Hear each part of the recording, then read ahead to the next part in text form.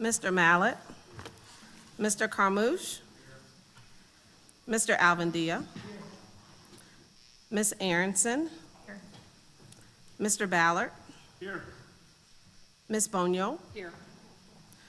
Dr. Condos, Mr. Henderson, Ms. Jones, Ms. Moran, Here.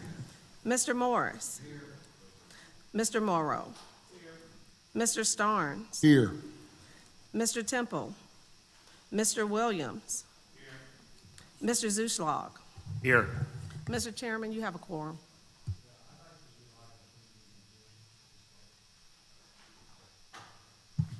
I said I'd like to remove item 10 from the agenda before we start.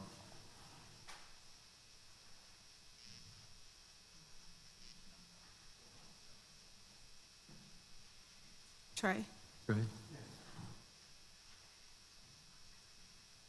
fix an agenda.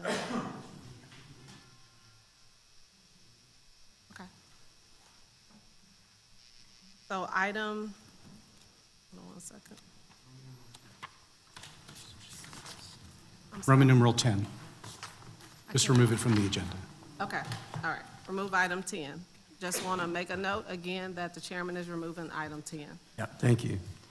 Good morning, everyone. Before we move forward, I'd like to take a moment to extend special recognition to 5 members of our board whose terms are approaching completion. Supervisor Laura Aronson, Supervisor Pat Morrow, Supervisor Randy Morris, Supervisor Collis Temple, and Student Supervisor Lamar Henderson. They have each demonstrated a strong commitment to Louisiana State University through their service and engagement. In recognition of their leadership and service, I've invited a few of them to serve as honorary chairman for this meeting and to each preside over a portion of today's meeting. Additionally, I would like to take a moment to recognize 4 of our 5 distinguished leaders who have agreed to serve as advisors to the chairman: past Chairman Jimmy Woods, past Chair Roger Ogden, Mr. Richard Lipsey, and Mr. Clarence Casselot. These individuals have a long-standing commitment to LSU and have each played an important role in the university's progress. I'm grateful for their willingness to once again lend their time, experience, and perspective in support of the board's work. We will begin by asking Supervisor Aronson to take the chair for the next portion of the agenda. Thank you, Chairman Mallett. Good morning, everyone. The LSU chapter of Pershing Rifle will present the colors.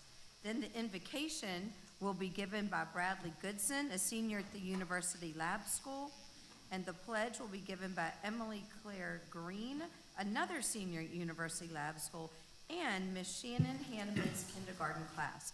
Would you please rise?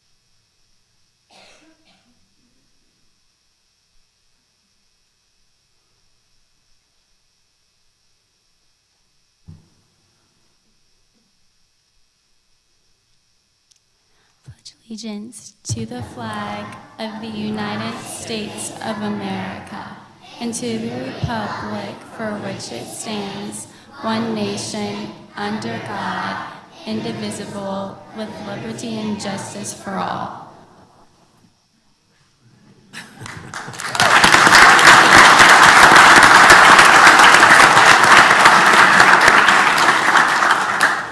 That was a great job. That's awesome.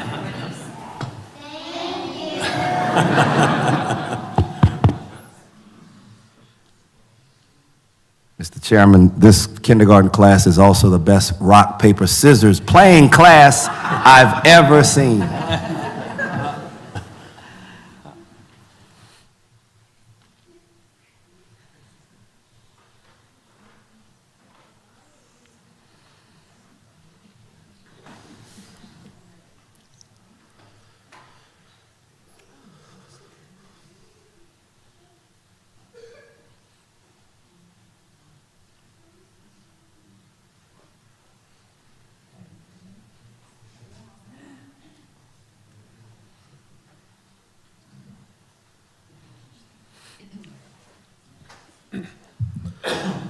Please join me in bowing our heads for an invocation.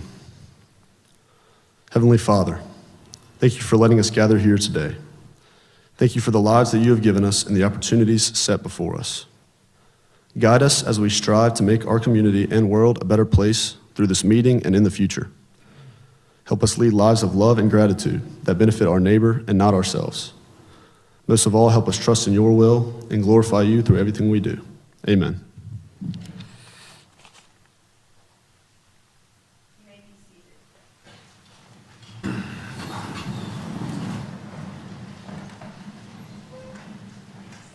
Thank you to all of our students, including the LSU chapter of Pershing Rifle Cadets. We enjoyed having you all participate in our meeting today. Now I would like to acknowledge University Lab School Director Rob Lyles to introduce our students here with us today.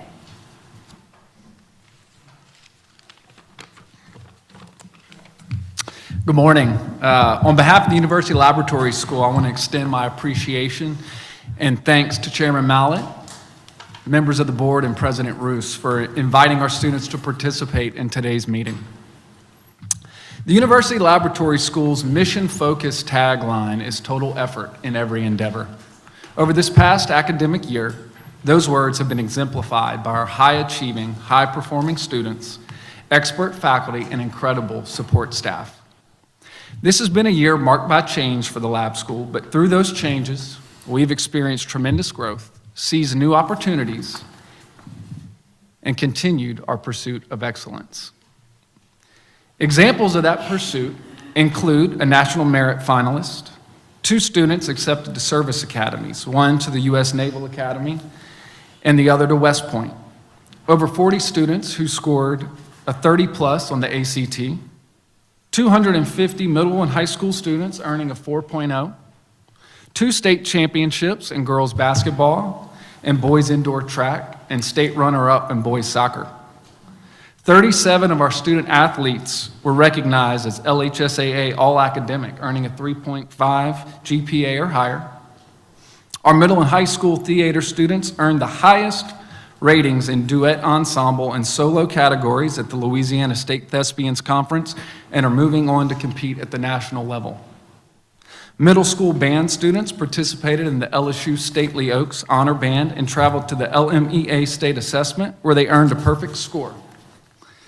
8 of our high school students had pieces selected for the Baton Rouge Gallery Art Show, and 2 had their work showcased at the LSU School of Art Exhibition Gallery. In addition to these accomplishments, we continue to refocus our mission as a laboratory school with interdisciplinary collaboration and partnerships with the College of Engineering in building out a robotics program, the College of Art and Design on an esports and game design curriculum, the College of Human Sciences and Education to offers a sports medicine elective to our high school students, and the School of Music through our after-school encore program, which offers students the opportunity to take classes in a rock band, percussion, and strings, all taught by LSU faculty, in addition to industry partners who specialize in filmmaking, screenwriting, and acting. These achievements are only a sample of how our students, faculty, and staff exhibit that total effort in every endeavor, day in and day out. This morning, I'm pleased to introduce two of our 13-year seniors, Miss Emily Claire Green and Mr. Bradley Goodson. Emily Claire, president of Key Club, captain of the varsity cheer team, and Miss U High, devotes her time to serving the community, is actively involved in her church, and is a member of numerous campus organizations.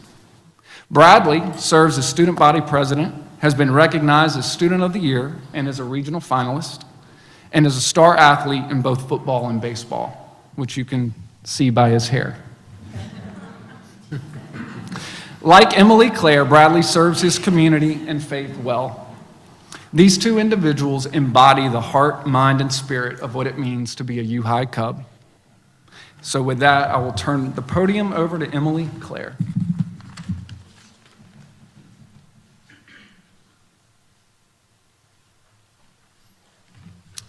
Hi, I'm Emily Claire. My family has been blessed to call U High home for 19 years, with my 3 older siblings all attending U High for 13 years and all graduating or currently attending LSU. I plan to do the same. I have attended U High for 13 years, and I will attend LSU and major in pre-nursing in the fall. Our family bleeds with U High loyalty, as countless cousins have come and go, and if anyone knows, my dad will be buried with the U High flag. I'm blessed to have those hallways experience every stage of life. They've seen every friendship up and down, all the awkward phases of braces, a couple birthdays, laugh attacks, some subtle cries, and everything in between. Not only has U High changed me as a student, with influential study habits burned into my brain, or teaching me how to spell my name all the way to a 21-page annotated bibliography, it's also taught me time management skills, which I'm still working on that part. But it's taught me to be a better human. I've formed unbreakable bonds with my peers. I've never been a part of such a loyal, impactful group of people. Although U High has prepared me for a multitude of things, nothing can prepare me for the heartbreak of splitting up from a group of people I've grown up with since I was 5. U High focuses on a connected community, which is so rare to find. I've also developed incredible teacher relationships all the way from my kindergarten year. Teachers care about their academic journeys as well as their life journeys. I'm envious of students awaiting classes like Ms. Simpson and Ms. Stewart, and I pity those who don't get to experience Mr. Babcock and Dr. Peters. It's changed me as a person overall, not only as a student. A quality U High always exemplifies is care. For 13 years, I've felt cherished and cared for every single time I step inside. U High has given me a small glimpse of life into LSU, and I desire to become a Tiger and experience it all myself. As I prepare to walk out one final time in 15 days, my only wish is for people to take care of the school the way it is taking care of me. Although I'm leaving U High and its effects will never leave me. Thank you.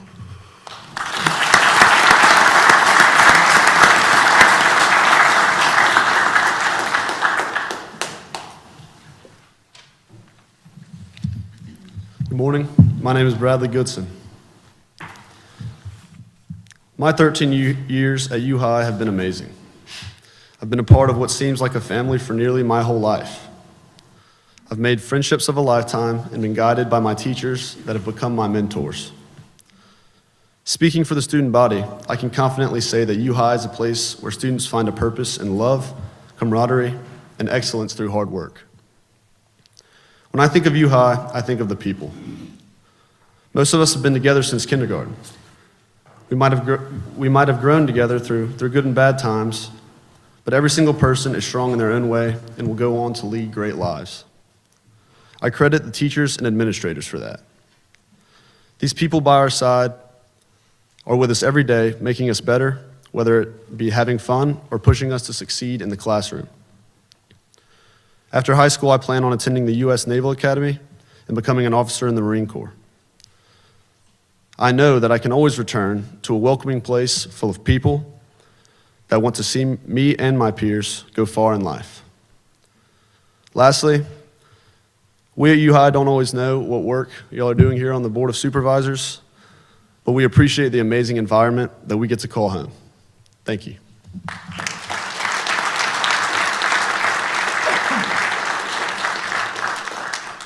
Thank you, Rob, and thank you, Bradley, and thank you, Emily Claire, for those nice words about U-High.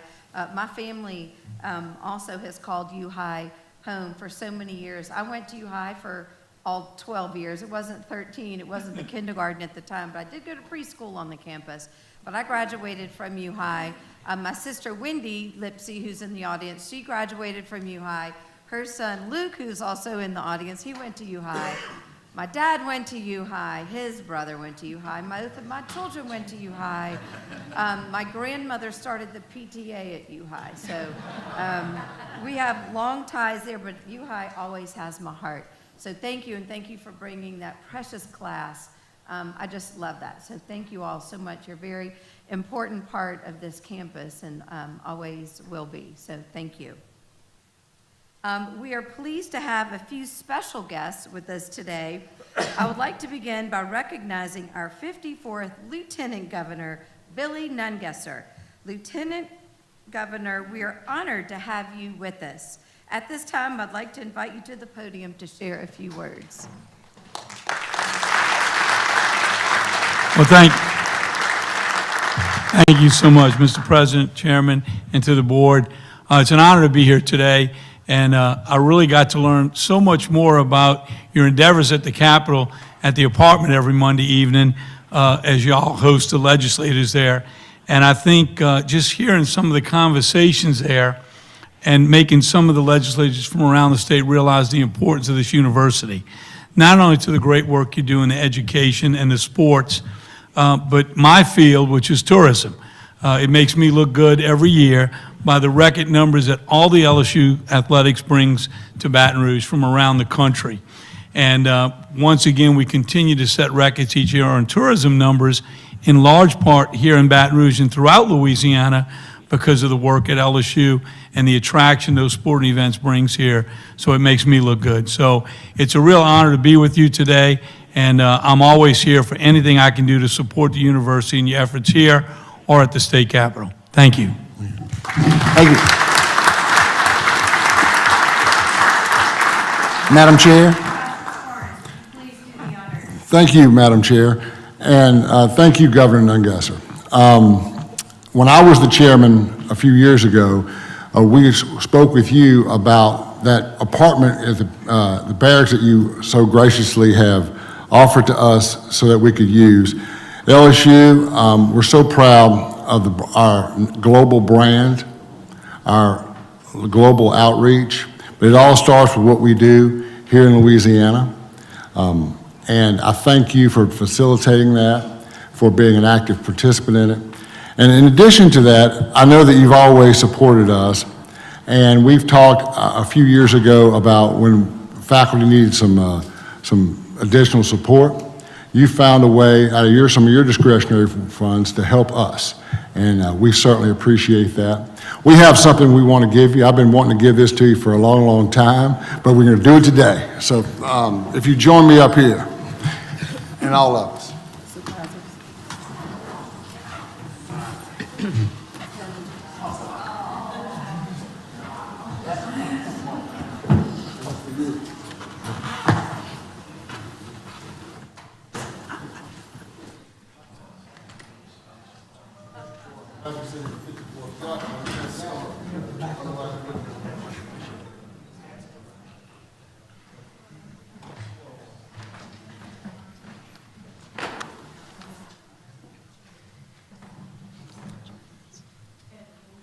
Oh, yeah, sure.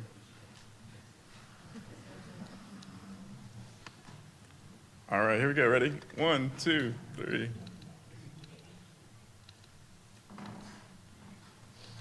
Do you want to go on, Monique? Yeah, Monique. 1, 2, 3.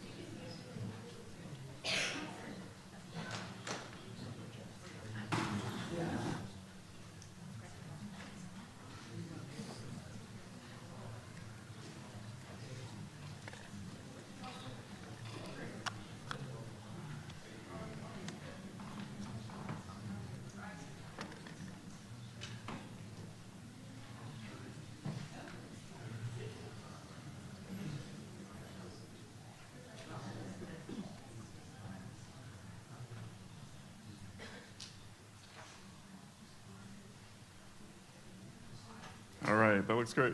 Right over this way. Here we go. 1, 2.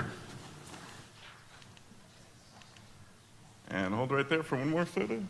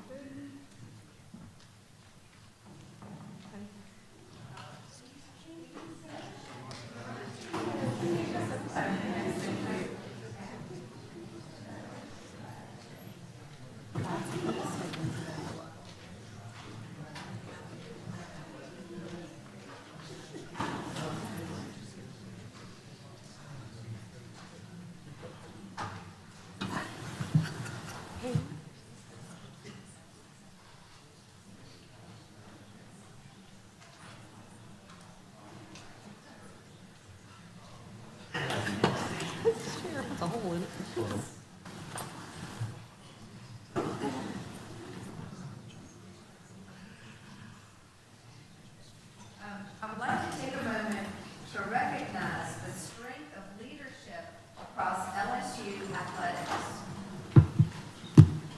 We are pleased to have members of our coaching leadership with us today, and we appreciate their presence and the standard they represent across our programs. The continued success we are seeing across LSU athletics is not isolated.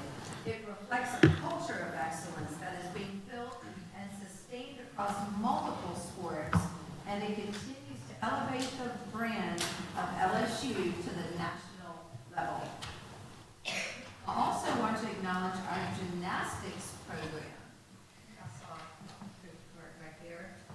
And the outstanding, outstanding season they have just completed. They finished second in the nation, and that is a significant accomplishment, and it speaks to the discipline.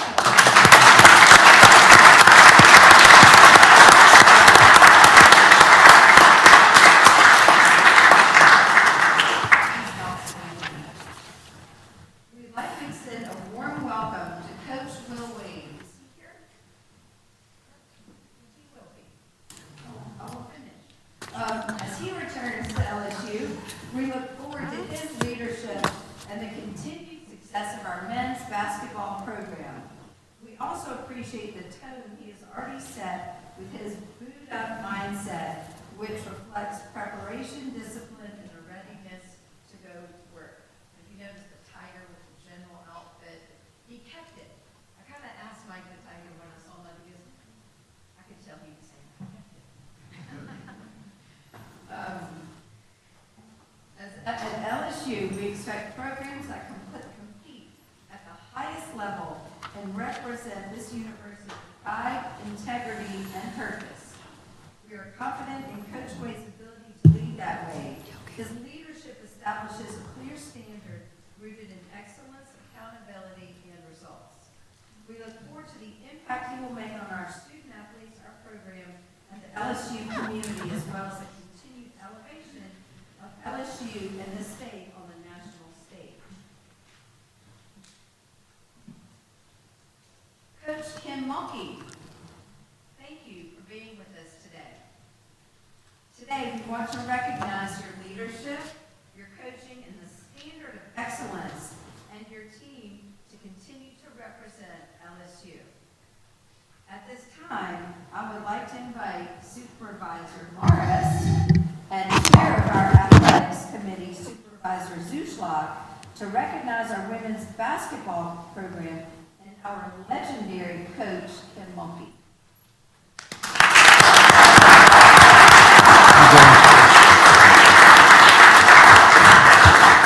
Coach, before I get started, I see you have your team with you. I know you're a team person. Would you mind standing and introducing your team, coaching team?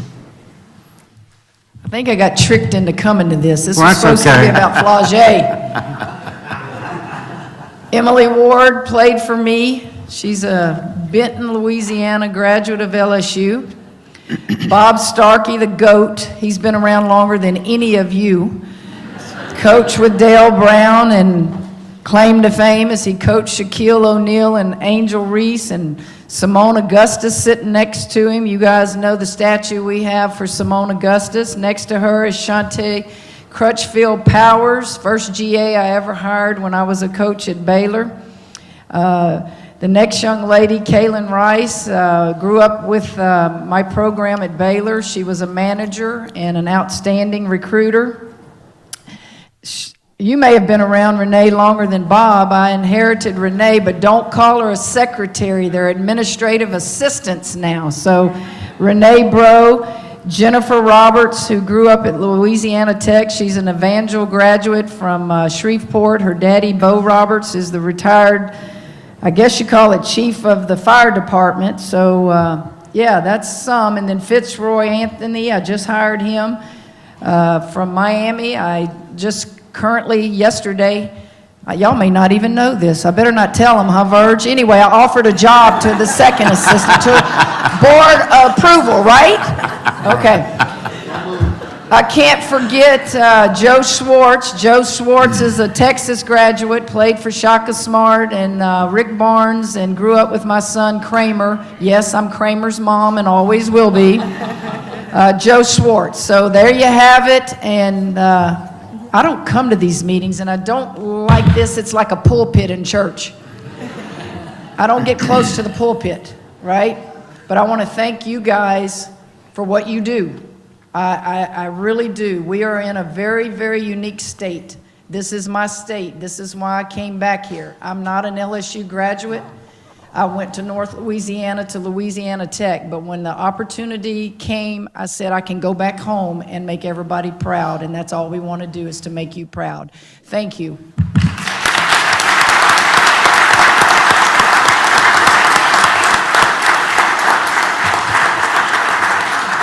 Thank you, Coach Mulkey, and thank you for being with us today. We want to recognize your leadership, your coaching, and the standard of excellence that you and your team continue to represent and present here at LSU. This season reflects the standard in every clear way. Your team finished the year 29-6 and advanced to the Sweet 16. That achievement, while significant on its own, is part of a much broader pattern of sustained success.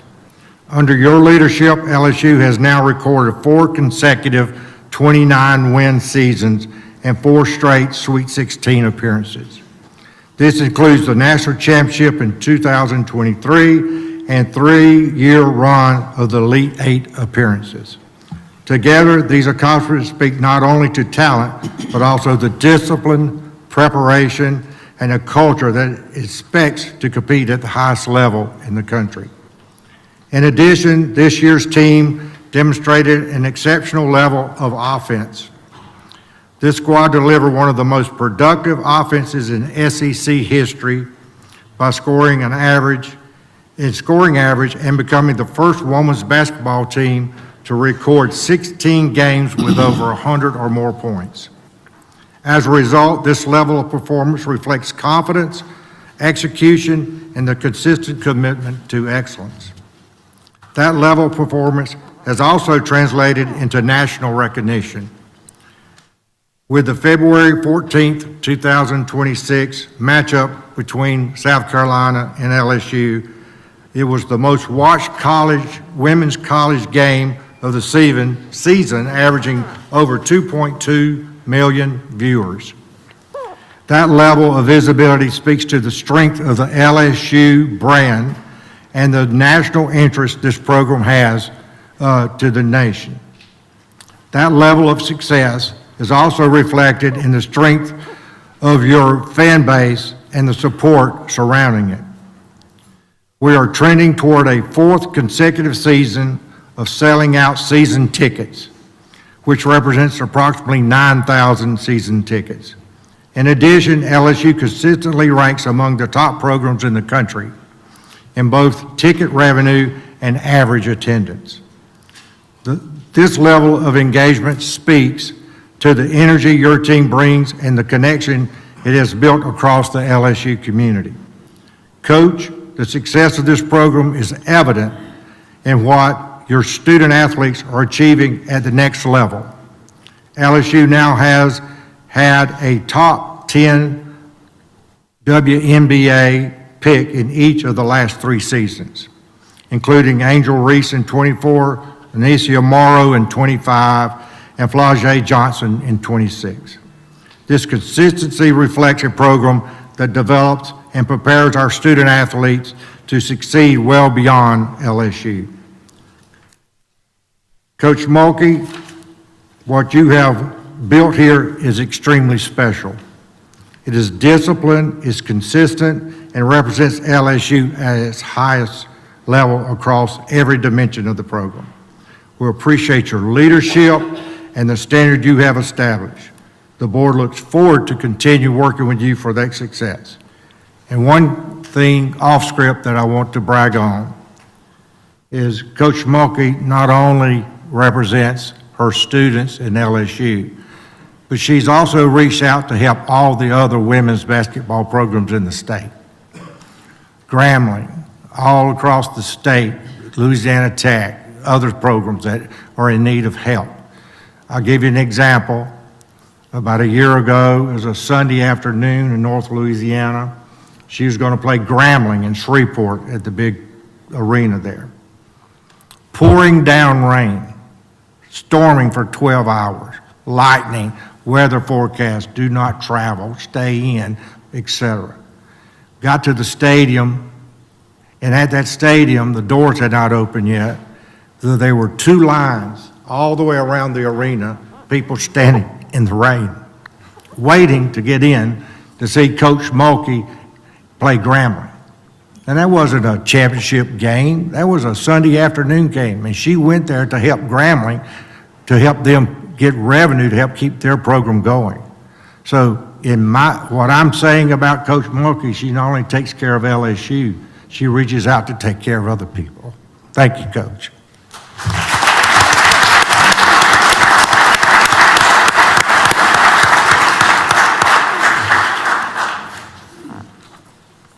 So, although Flau'jae could not be here with us today, her impacts at LSU will be felt for a lifetime. Flau'jae was selected 8th overall in the 2026 WNBA draft and has begun her professional career with the Seattle Storm. Her selection not only reflects her individual successes, but it also reinforces the strength of this program at the national level. Thanks to Coach Mulkey, too. Her individual honors reflect a level at which she performed this year, and she was named a 3rd-team All-American by both the AP and the U.S. Basketball Writers Association. In addition, she was named to the Wooden Award All-American team. Equally important is her impact beyond the court. She was named the 2026 Kay Yao Servant Leader of the Year Award, which speaks to her character, leadership, and service. Here in Baton Rouge, she was honored with the Key to the City by Mayor Edwards, and April 4th was declared Big Foe Day. This recognition reflects the pride of our community and how she has represented LSU. And I'll also mention off the record, if you listen to her interview, her goal in the WNBA is to leave it better off than she found it, which is incredible. I'll take comments from the supervisors, and then we'll have Coach Mulkey come up to accept the award on her behalf.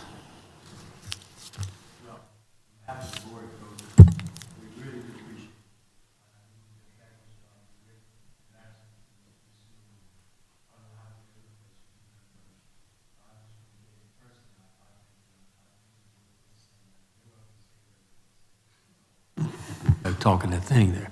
But anyway, I think you've been a great ambassador to LSU. You'd be very hard to replace. Hope you stay with us as long as you can and you want to, because you sure do a good job. And on behalf of the board and myself, we really do thank you. And the rest of the board can talk too if they'd like. Go ahead. Wait, that's the chair. Oh, you got this. Madam Chair? Coach, it's on.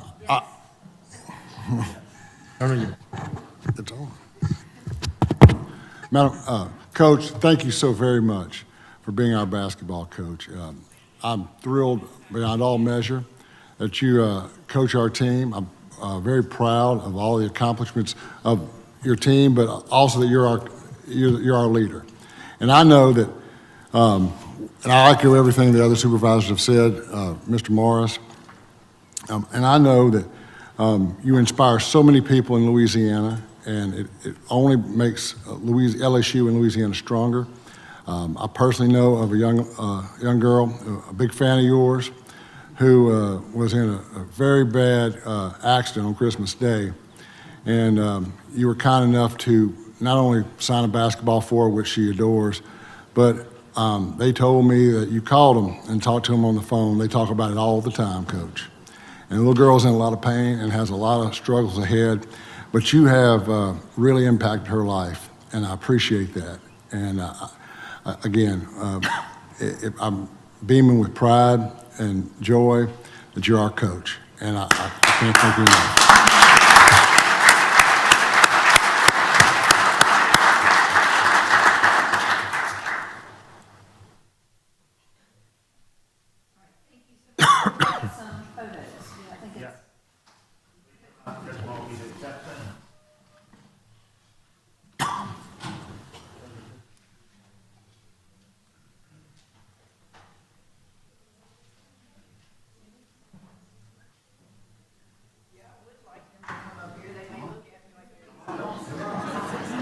And the coaching staff as well.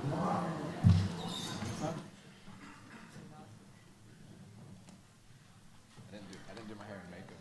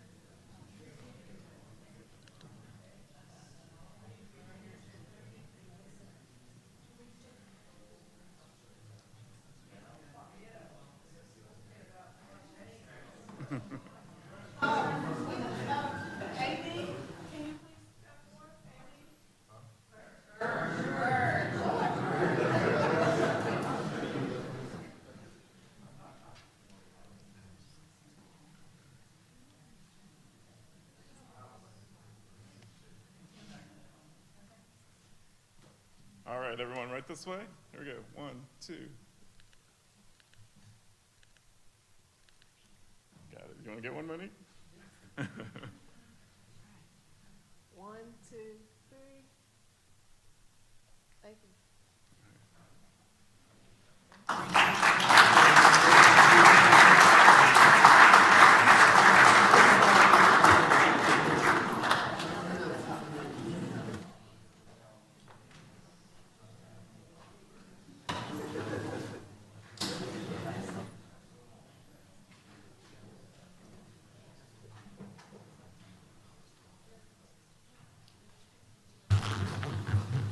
Coach Markey, I forgot to say that you are willing to accept any donation from anybody to help the program. NIL, baby. Is there something to read from Flush? I do. I have it. Yes, she has it.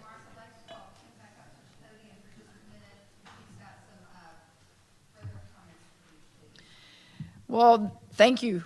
I was told this was about Flaugier, so I thought I would talk a little bit about her.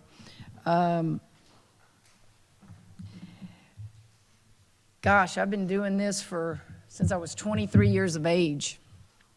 I was working on my master's degree at Louisiana Tech. The NCAA awarded 10 postgraduate scholarships at the time, 5 to men basketball players, 5 to women. And so I just did the easy thing and stayed at Louisiana Tech and was working on my MBA.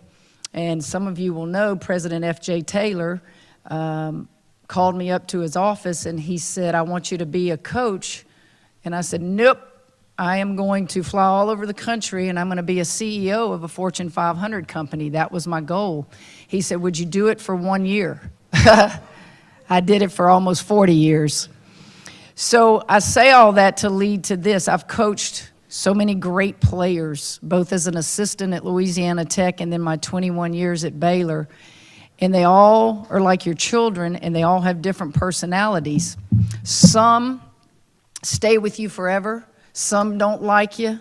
Some parents don't like you. You become callous to that, and you can't allow it to affect what you do. And as I think through my years of coaching and how the generations have changed, you guys know what we're dealing with financially. It's hard. It's hard every year to put a product on that floor. It's hard to keep kids at an institution for 4 years. Flau'jae Johnson stayed here. She did the NIL the right way and went out and got her own deals and didn't have a handout, and she's going to graduate. She's the most joyous person you'll ever be around. If she was here today, she would be standing and running and high-fiving every one of y'all on top of that podium right there, because that's who she is. So I thought I would share with you just a few things, because I know you have more important things, but she would text me periodically, wee hours of the morning. She woke up every morning at 5 o'clock to work out, and then she would go do her rap. And just randomly, she would give an opinion about me disciplining a teammate that did something. And she would say, Coach, I think it would be better if we did it together. Things like that. The last text she sent, she was in New York City getting ready for the draft. And she said, Coach, this lady said she knows you and played against you. And I said, shut your mouth, I'm not that old. It was Robin Roberts, who we all know with ABC, who went to Southeastern and played basketball. But little things like this that you need to hear, my pocket, that you need to hear about the athletes we're recruiting. Because we're not going to make money. You're not going to make money in women's sports. But I believe it's a return on investment. If you invest in something, those students that see you in New York City and see you in Baltimore, they come to LSU and they spend their money here, and their parents come here. And that is what I want to say about Flau'jae Johnson. The people who saw Flau'jae Johnson play, Randy, you mentioned it, how important it is. She says, Coach, thank you. This is her after her last game. I love you so much. You don't know what you did for me. I'm thankful for you and LSU. I'll see you tomorrow at the draft. So she recognizes what you guys did for her by just giving money to the program, by allowing us to go out of the country to see people and play. Don't ever forget the value of what we do. Don't look at a bottom line. If you're an accountant and look at a bottom line, you'd have to get rid of every women's sport across the country. LSU women's basketball is a big deal. Gymnastics is a big deal. Soccer, man, I love that woman. She just helped me recruit a kid from Spain that we haven't even put out there. You guys have to know what a big deal it is, and you do. And that's why I came back home. God bless you, and let's go recruit some more Flau'jae Johnsons. Go Tigers.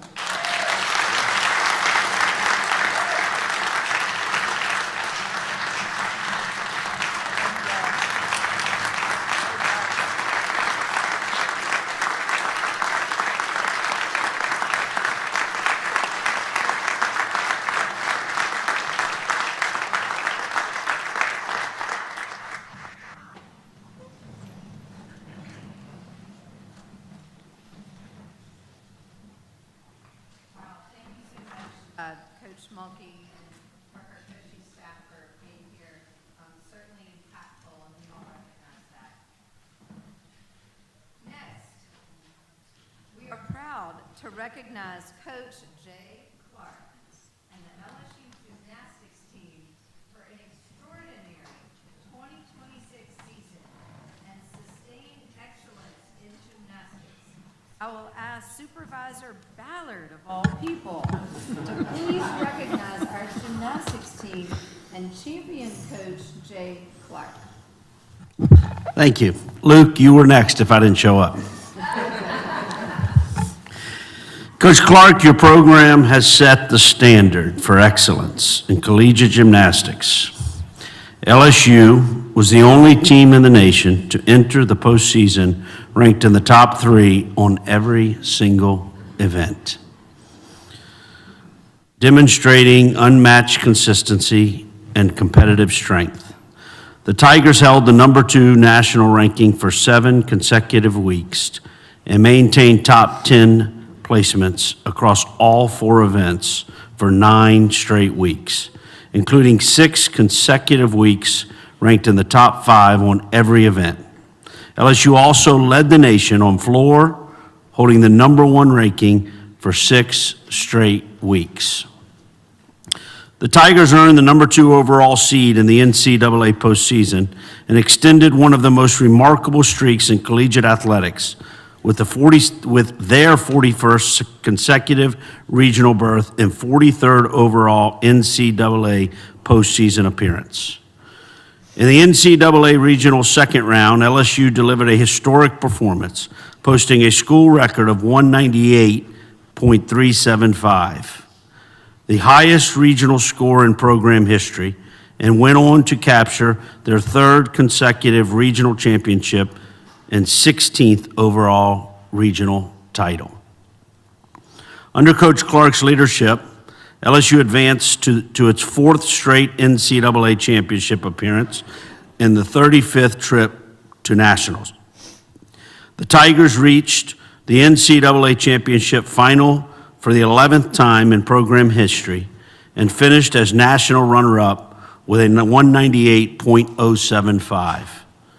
marking one of the highest scores ever recorded in a championship final and only the second 198-plus performance at that level in school history. At home, LSU remained dominant, securing its 3rd consecutive undefeated season in the PMAC and extended its home win streak to 25-0. With no losses since January of 2023. The program continues to lead the nation in attendance, ranking number 1 for the 3rd consecutive year and averaging over 12,000 fans per meet, including multiple record-setting crowds. This marks the 9th straight season LSU Gymnastics has averaged over 10,000 fans, a testament to the strength of this program and the connection to the LSU community. Coach Clark, in your 6th season as head coach, you have built a program defined by excellence, discipline, and sustained success. Your leadership continues to elevate LSU Gymnastics on the national stage and set a standard across collegiate athletics. On a personal note, I have known Jay for over 35 years. Jay, I lived with him in Athens, Georgia. So ESPN several years ago, and I may get this wrong. Jay, where are you, Jay? He may correct me. He does that often. ESPN picked the top 10 recruits in college history. Top 10 recruits in college history across all sports. Football, swimming, basketball, baseball, all sports. I think you were top 5. You surely were top 10. You were 9th? All right, I knew I was going to give him more credit than he deserved. He was 9th out of 10. You need to improve that, by the way. So 9th out of 10. And I'm talking about Bobby Bowden, Nick Saban, Coach K, all recruits. And the measuring tool are several things. All-Americans, NFL, NBA, Olympics, whatever that tool was, when the computer puts it all together and says who recruited the athletes that not only did their best in college, but were recognized after. He was 9th in the country over however long, so.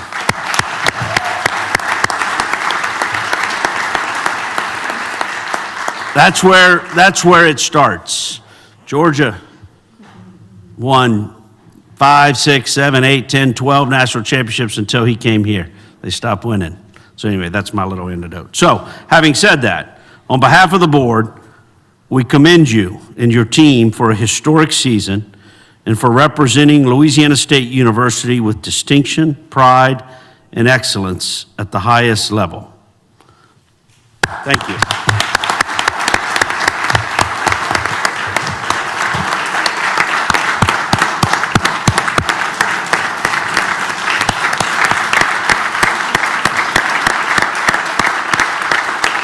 Coach Clark, will you please join us to receive this recognition plaque and take a photo with the board?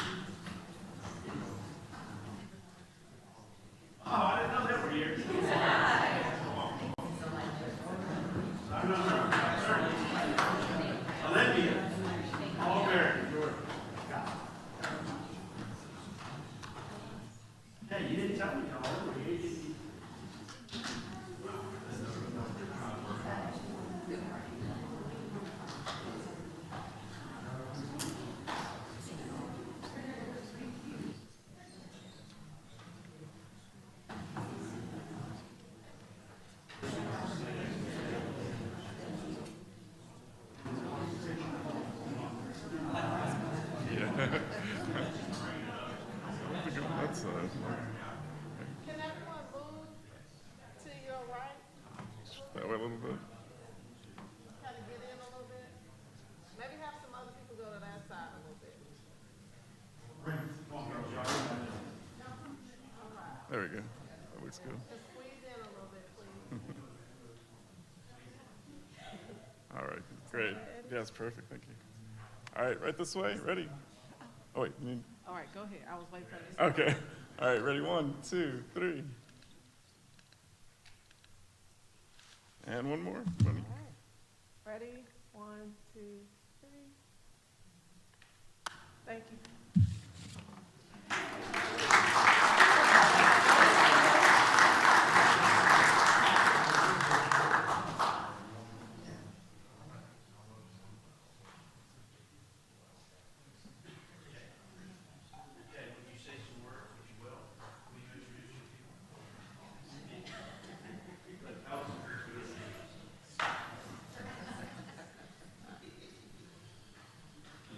I'd like to welcome everybody to the Scott Ballard Show.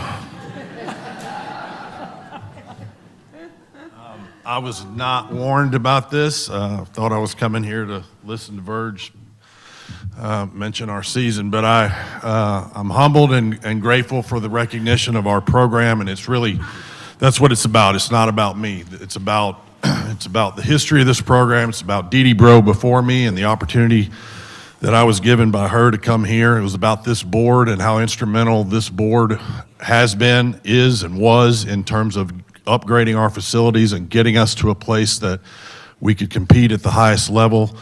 There's members here today that were super instrumental in that. Scott was very involved in that at that time for sure. I did want to introduce some of my staff that's here this morning. Some of us are recruiting. We've got individual meetings going on, all kind of things wrapping up the year, but Courtney McCool Griffiths is my associate head coach. If you would raise your hand or stand up, please. Courtney,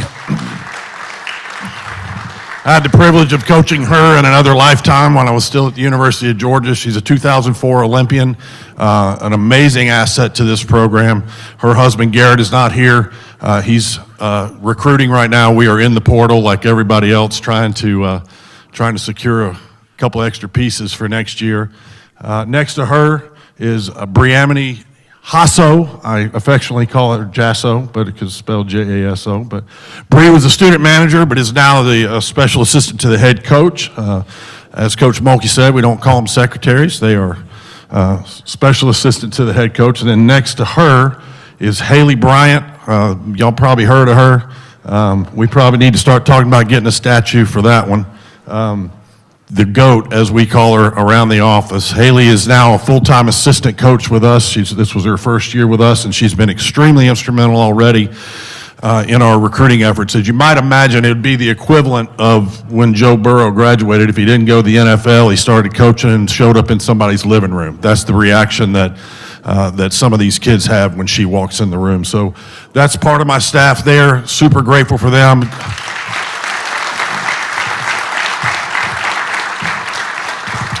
I want to thank Verge and Julie, who are both here, for just the incredible support that they give us internally within the department. Verge, I've been here.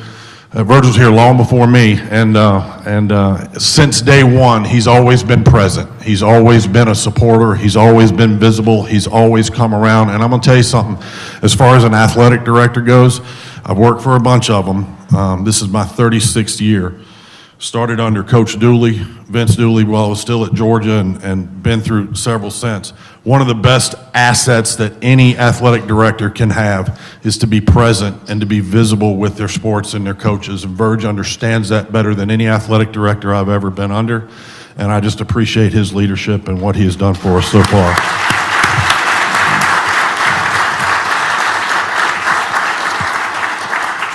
I'll echo everything Coach Mulkey said about women's athletics. I think, sometimes it's easy to look at one aspect or another, but I can tell you this, when we look at the valuation of what women's athletics has done for the brand here at LSU, and there are hard metrics that we can look at on that, I'm blessed and fortunate to be part of women's athletics. I've been the benefactor of a lot of things that have happened in the sport. I didn't grow up doing this sport. But I'm certainly appreciative of what it has turned into. I'm certainly appreciative of what it does for the brand of this university and many universities across the nation. And I'm grateful to you all for the continued support that you continue to provide for this entire campus. My kids also went to U High. So we've gotten entrenched in this entire community, and none of it is possible without the support of this board and the leadership of this university. So thank you all very much. Go Tigers. Jay,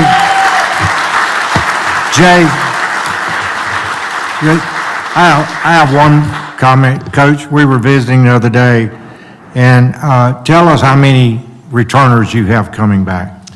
Of the 24 routines that we put on the floor Saturday at the national championships, 21 of them are back.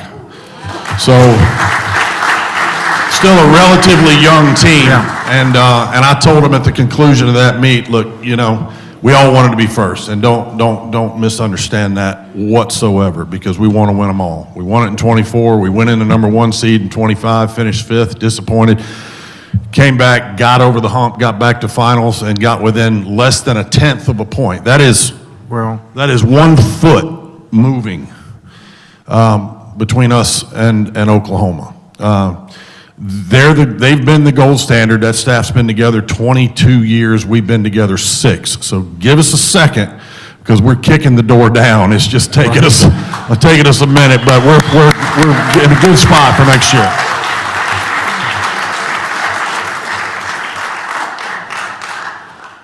And I'll give a plug for Jay's big celebration this Sunday at the Crown Plaza. They're doing a brunch that begins at 11:30.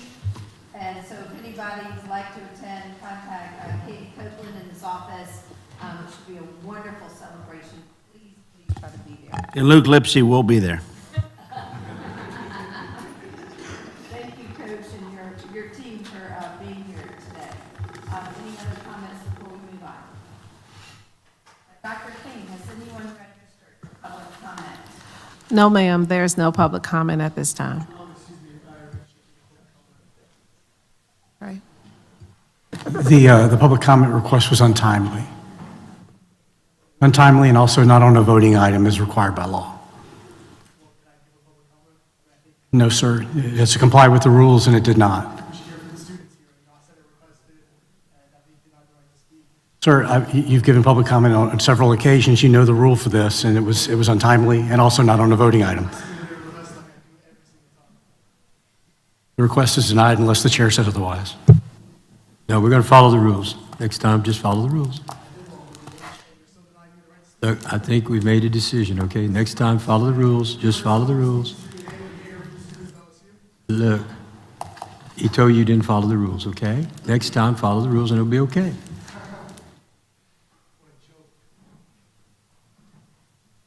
At this time, I will entertain a motion to recess the board meeting. So be moved. All in favor, thank you. Any objection? Without objection, the board is in recess. Supervisor Henderson, would you please proceed with the committee meetings? Thank you, Madam Chair. Supervisor Starnes, please convene the Research and Agricultural Extension Committee. Thank you, Mr. Chairman, and thank you, Chairman Mallett, for appointing me chair of this committee. It is a committee that I created when I was the chairman in 2021. It is extraordinarily important to this university, in my view. The first word is research, and that is something that distinguishes us from every other school in Louisiana. We are the land-grant university, and we are very proud of what we do in that regard. We have a gigantic research presence here in Baton Rouge, but also at our medical schools and at Pennington, which is very, very important to what we do and our ultimate goal to achieve NCI designation. With that, we'll be hearing from, of course, our Ag Extension, which is where we get 64 parish outreach, all of which is very important part of who we are. We're going to hear from every single one of these groups in the coming meetings, but today we'll start with Provost Blanchard. Would you please introduce the presentation for today? Thank you, Supervisor Starnes. It is my great pleasure to introduce our guest speaker, Dr. Scott Edwards. Dr. Edwards is an associate professor and vice chair of training and mentoring in the Department of Physiology at LSU Health New Orleans. Since joining LSU in 2013, his research and educational aims have been supported by funding from the National Institutes of Health. His work focuses on translational neuroscience, including the prevention and treatment of substance use disorders and chronic pain. Please join me in welcoming Dr. Edwards. Thank you. Thank you. Doctor, thank you. But before we begin, Dr. Kane, would you call the roll? Yes, Mr. Chair. Mr. Starnes. Here. Dr. Condos. Mr. Alvendia. Ms. Aronson. Here. Mr. Ballard. Ms. Bonio. Mr. Carmouche. Mr. Henderson. Ms. Jones. Ms. Moran. Here. Mr. Morris. Mr. Morrow. Mr. Temple. Mr. Williams. Mr. Zuschlag. Mr. Chair, you have a quorum. Thank you. You may proceed, Doctor. Thank you. Fantastic. Thanks, everyone. I want to first thank the board for the invitation to come up from New Orleans on this nice day. It's always good to come to the main campus. You know, the A&M campus sends us a lot of great students for research and health science programs. I'm going to talk a little bit today about some of our work with the Alcohol and Drug Abuse Center of Excellence that's been historically supported by the board, and we're grateful for that, as well as some of our National Institutes of Health extramurally supported programs within these areas. And I was asked to speak on a little bit of our alcohol work and how we study other substances of abuse that may impact not only New Orleans, but the state of Louisiana. And I'll touch on just a little bit of that research in the few minutes I have today. Representing the Department of Physiology, the Alcohol and Drug Abuse Center, as we colloquially call it, ADACE, as well as our NIAAA Comprehensive Alcohol, HIV/AIDS Research Center. And so I'm going to talk about alcohol, so something that impacts, again, not only New Orleans, but the state. When we're celebrating, you know, our famous sports teams, we want to do that responsibly and limit the biomedical and psychiatric consequences of alcohol use. And I'll talk a little bit about how we think about that within our research programs. And not just alcohol use disorder itself, but other comorbid health conditions that impact a lot of the health of our citizens. And then I'll end with probably our proudest, you know, aspects of our training program is how we train the next generation of scientists, healthcare professionals, and even I'll touch on a couple of physician scientists that we're graduating this spring from our New Orleans campus. So just to introduce, you know, what we're talking about today, alcohol use can really be thought of as a spectrum. Probably most of us in the room engage in alcohol use. And what we really want to do is to prevent or limit the harms from this use over time. So enjoy it for its social facilitating aspects without it causing this sort of transition to what previously was known as alcoholism or alcohol dependence, and we refer to this as AUD or alcohol use disorder now. And it's really, fundamentally defined by an escalation of drinking over time. So if you catch yourself, you catch your friends drinking more and more over time, that could have both a sign or a symptom of having a drinking problem, but all of that alcohol is going to profoundly impact your brain and body and create a lot of these other health conditions that we would like to prevent and understand from a research perspective. The transition is really what we're interested in. I hope everyone in the room is staying on the left side of this graph on the bottom, what we call recreational limited drinking. And we do that, we engage in that for the pleasurable, the euphoric effects that we all know and love, to make life better. We're really trying to prevent that transition to the right, the uncontrolled excessive drinking where you're no longer drinking for pleasure, you're just maybe drinking to self-medicate some negative emotional stress, anxiety symptoms, just to get back to a normal baseline state. And so we want to understand from a neurobiological perspective what causes this transition as well as how all of that alcohol use, that's exhibited in individuals who may have a drinking problem impacts not just the brain, which is really where we think the fundamental kind of core of addiction is, but really other aspects of the body. So what I'm listing here are the 4 main research components of our Comprehensive Alcohol HIV/AIDS Research Center. So the National Institutes of Health renewed this center for 5 years just last year, and so we're excited to be at the beginning of a new research trajectory. You can see just some of the themes here take advantage of several schools at our Health Science Center in New Orleans. The first one, how our environmental and psychosocial stress promotes mental illness in vulnerable populations in relation to comorbid alcohol use, and that's really driven by our School of Public Health.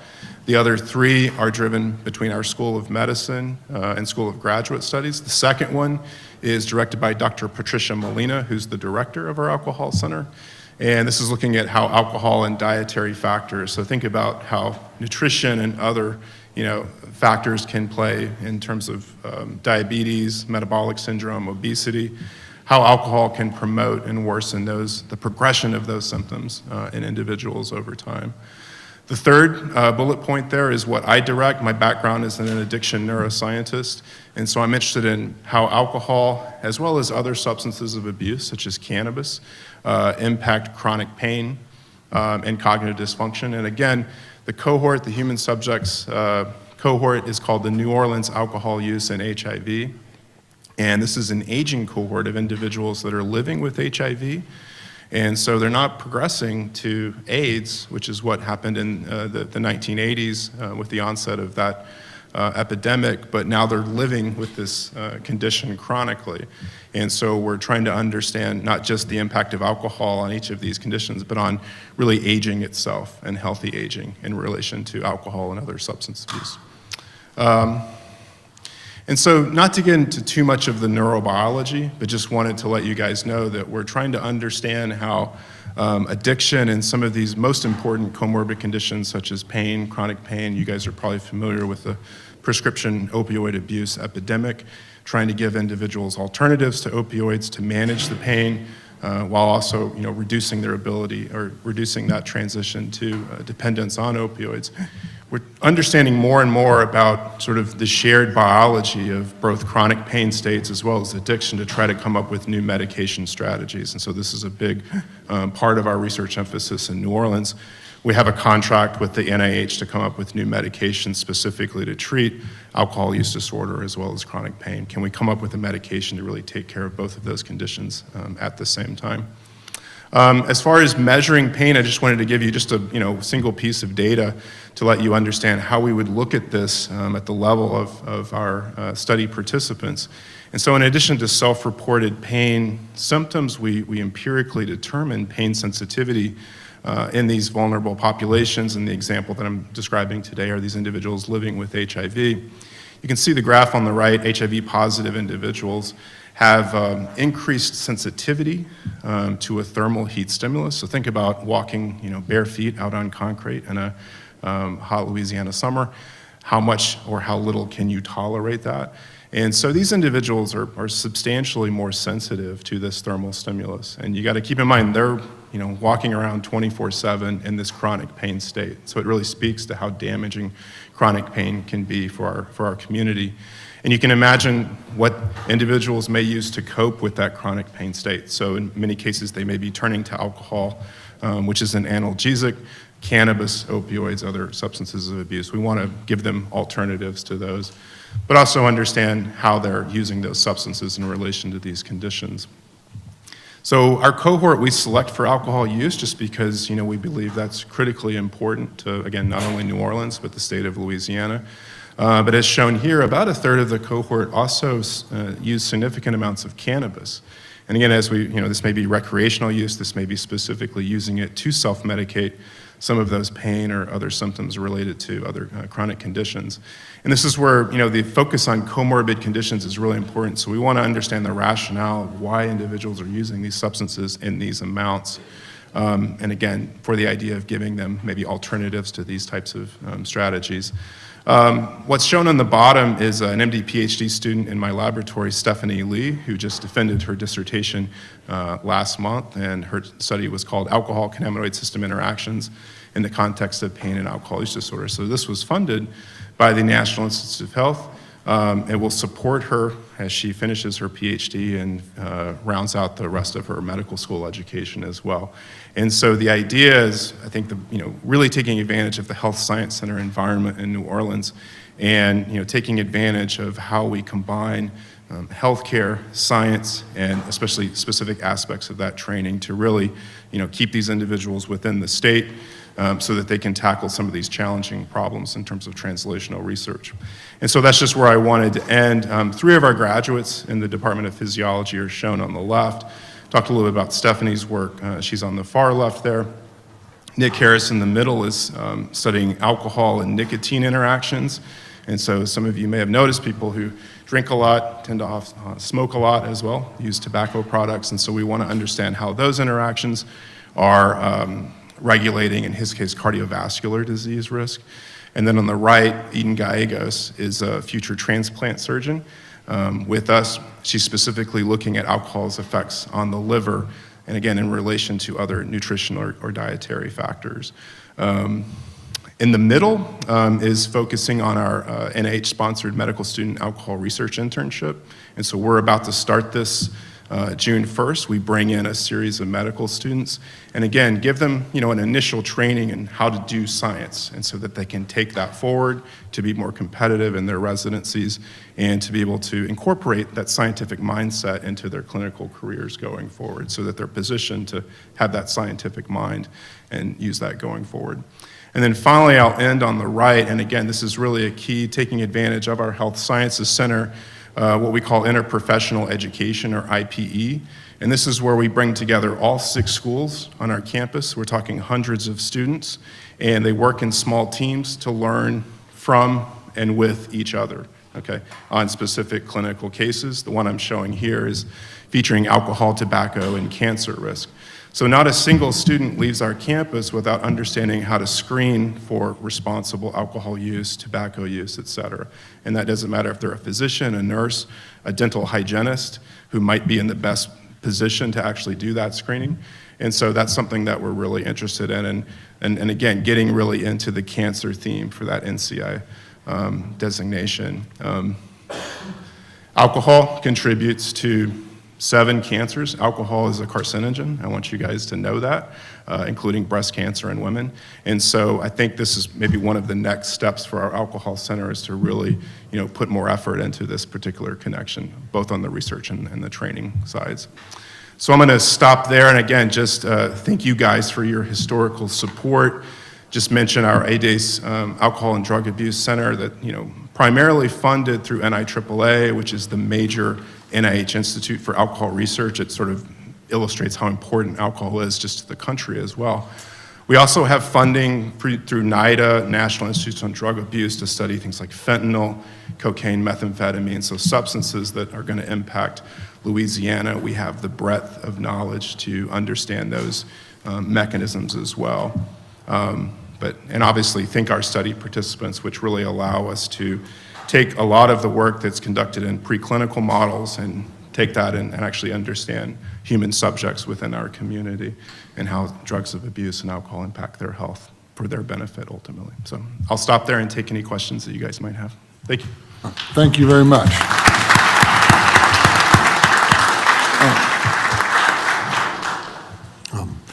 I really appreciate you being here, Doctor. Absolutely excellent research and the exact kind of thing we'd like to see at LSU. I thank you again. I want to speak with you about this further, so I'm going to go meet with you in the hall and exchange numbers.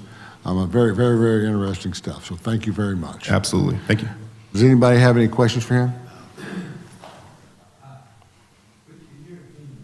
All the research you're doing, the programs that are being used to address addiction in this country, do you think that's working with 30-day treatments? Well, I think we need to, consider a lot of different types of approaches. I'm historically trained as, a neuropharmacologist, so I'm looking at medication strategies. And, one of the things that you're seeing in our field now is if we have someone who's dependent on an opioid, is medicinal cannabis working for that? Or are we just switching them over to another drug of abuse? You may have heard about psychedelics as, a treatment strategy for substance use disorders, other conditions. A lot of our basic neurobiology work is, I think, trying to come up with better, safer medication strategies. Any of those medication strategies won't work without corresponding behavioral therapy, improvement of our communities at large. Our focus is a lot of stress-related comorbidities, such as chronic pain, anxiety, depression. And these things are going to be set by local communities. And research component 1 of our alcohol center really tries to understand how psychosocial stress and those types of variables will foster this addicted state. And so I think it's going to take a combination of approaches ranging from the basic neuroscience, which is what we're focused on, to better community leadership in order to give people, better alternatives to these drugs of abuse so that they're not returning to them to cope or self-medicate with a lot of the chronic stresses that they're encountering. And so various types of, community programs in New Orleans, sometimes we'll see them come and go. They'll lose funding for one reason or another. And we really need a sort of more sustainable programs, that are in the community for longer periods of time that can become trusted by the local citizenry. But from behavioral therapy, which Medicaid pays for throughout this country, we spend a lot of money on that. And basically, it's a 30-day program. They're like a 3.5, and then you go to 3.1. There's only maybe 2 facilities in the state that are 3.1, then you go to 2.1. In your opinion, with all the research, is that, I have my own opinion, but I want to get your opinion. What do you think about that? You think that's working? I think you have to see it on a case-by-case basis, and some of that is the mystery of, not just how the brain works, the basic neuroscience that we're still trying to understand. If people go through those therapies and they go back out into their communities or their families and they're still dealing with the same stressors, or if you're talking about someone with a PTSD type of symptomatology that hasn't been quite resolved yet, you got to make sure that you're covering all of those different pathologies. So but do you think the money we're spending, would it be better served in another way than what we're doing? I think it's going to take multiple approaches for sure. So when they go into those behavioral programs, the way that those can change the brain, if they're effective, is altering the same neurotransmitter systems and other aspects of the neurobiology that we're trying to target with a medication. And so typically that's why you'll see both recommended, medication and behavioral therapy, because it's really working on the same type of brain systems that we're investigating. I'm going to get your number. I want to continue talking to you. You bet. Best thing I've heard. Oh, Lord. But I will say that you would want to have rigorous, you don't want to take anything for granted. You want to have a rigorous examination of any type of strategy, going forward, evidence-based, whether it works, doesn't work. If it doesn't work, move on and try something else more innovative. Anyone else? Well, that concludes the business of this committee. I need a motion to adjourn. Moved by Mr. Ballard, second by Mr. Carmouche. Thank you, sir. Thank you. Is your vote? No objection. Mr. Chairman. Thank you, Supervisor Starnes. Supervisor Jones, please convene the academic committee.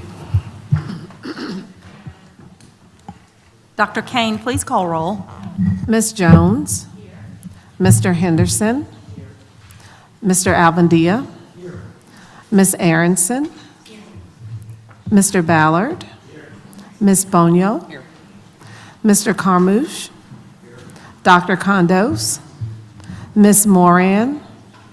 Mr. Morris? Mr. Morrow? Mr. Starnes? Here. Mr. Temple? Mr. Williams? Mr. Zuschlag? Madam Chair, you have a quorum.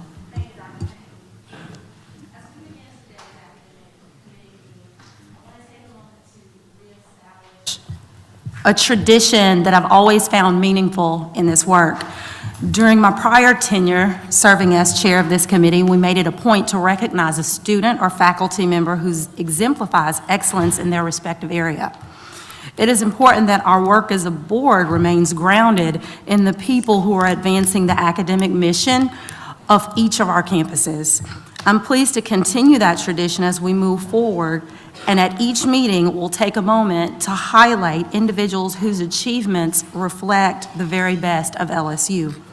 With that, I'd like to recognize LSU A&M Interim Provost Blanchard to introduce our student today. Thank you, Supervisor Jones. Good morning. I'm pleased to introduce Erin Barker, our student speaker for the academic committee today. Erin is a graduating senior in industrial engineering and a 2025 astronaut scholar. She has worked in undergraduate research under the President's Future Leaders in Research grant. Her active involvement in the College of Engineering includes working as a Chevron Engineering Ambassador and membership in the Society of Peer Mentors, Tau Beta Phi, and Society of Women Engineers. Please help me welcome Erin to the podium to share a few words with us.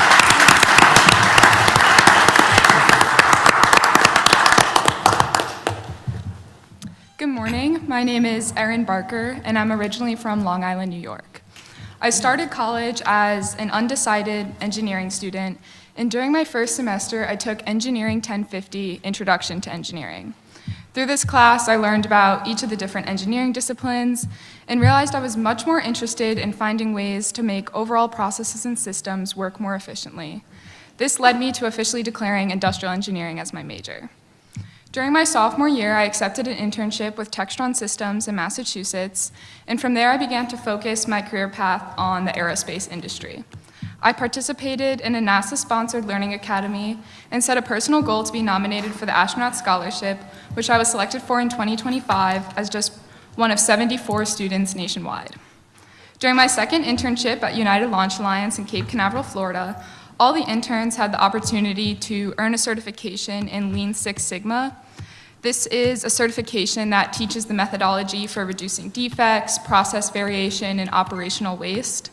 All the content that was taught to the interns was almost an exact repeat of everything I learned in my quality control, Six Sigma, and project management classes at LSU. Post-graduation, I'm excited to begin my career at Lockheed Martin Aeronautics in Fort Worth, Texas, as one of 30 new hires in the Operations Leadership Development Program. This is a 3-year rotational program across different roles in manufacturing, supply chain, and production leadership. Ultimately, I want to work on optimizing manufacturing that supports human space exploration. From a freshman who had never been to Louisiana before, to now being a senior about to graduate, I could confidently say that LSU has provided the most incredible opportunities for me to succeed academically so that I may succeed professionally in my career. Thank you to President Roos, Chancellor Dalton, and the Board of Supervisors.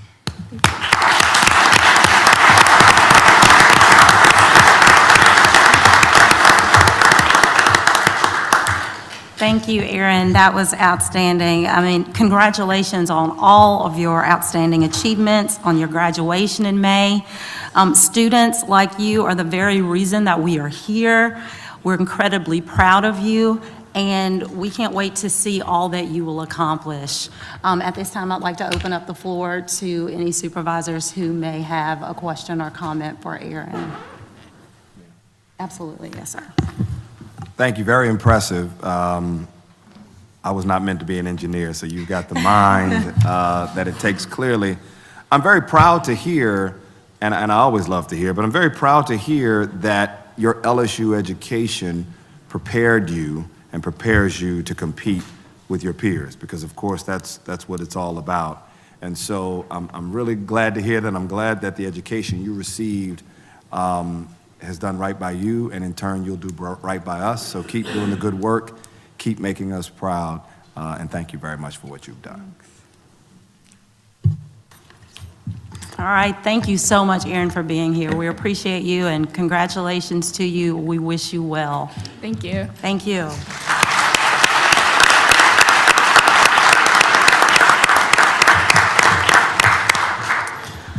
All right, Provost Blanchard, please present the first item. The first item on the full agenda is a request from LSU Alexandria to award a posthumous degree to Giovanni Emil Nolan, a 17-year-old dual enrollment student in Country Day Academy and LSU-A. At the time of his passing, Mr. Nolan had successfully completed 48 of the 60 required credit hours for the Associate of Science degree and was enrolled in the remaining 12 hours. He had satisfied LSU-A's residency requirement and held an overall GPA of 3.487. Mr. Nolan was known on campus and in his school community for his sharp intellect, academic achievement, and leadership. His faculty and administrators describe him as a bright, dedicated student whose future was exceptionally promising and whose impact in his short time at LSU-A and Country Day Academy will not be forgotten. Thank you for your consideration on this item.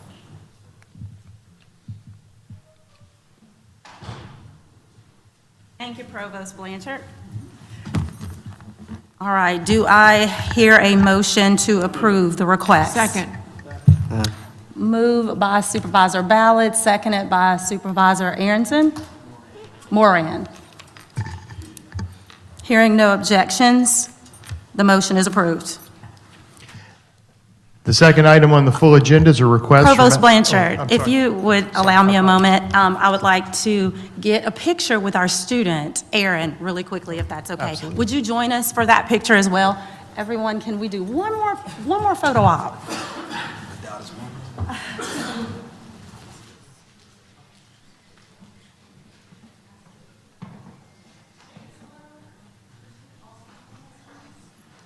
And I believe the dean is here. Dean Colvin.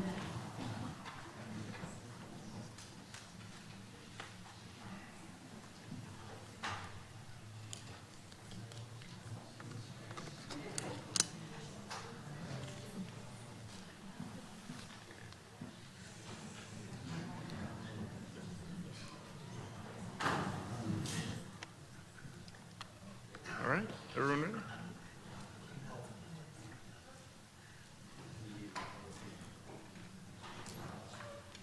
All right.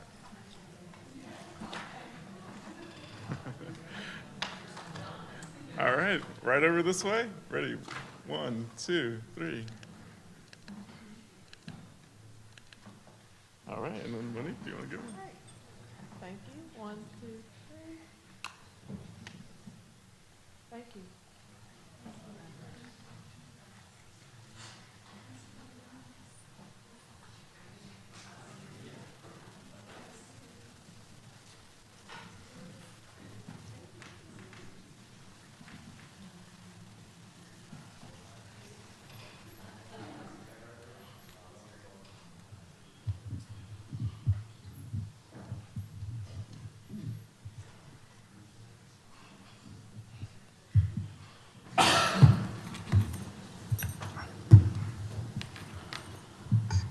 Provost Blanchard, please present the next item. Thank you.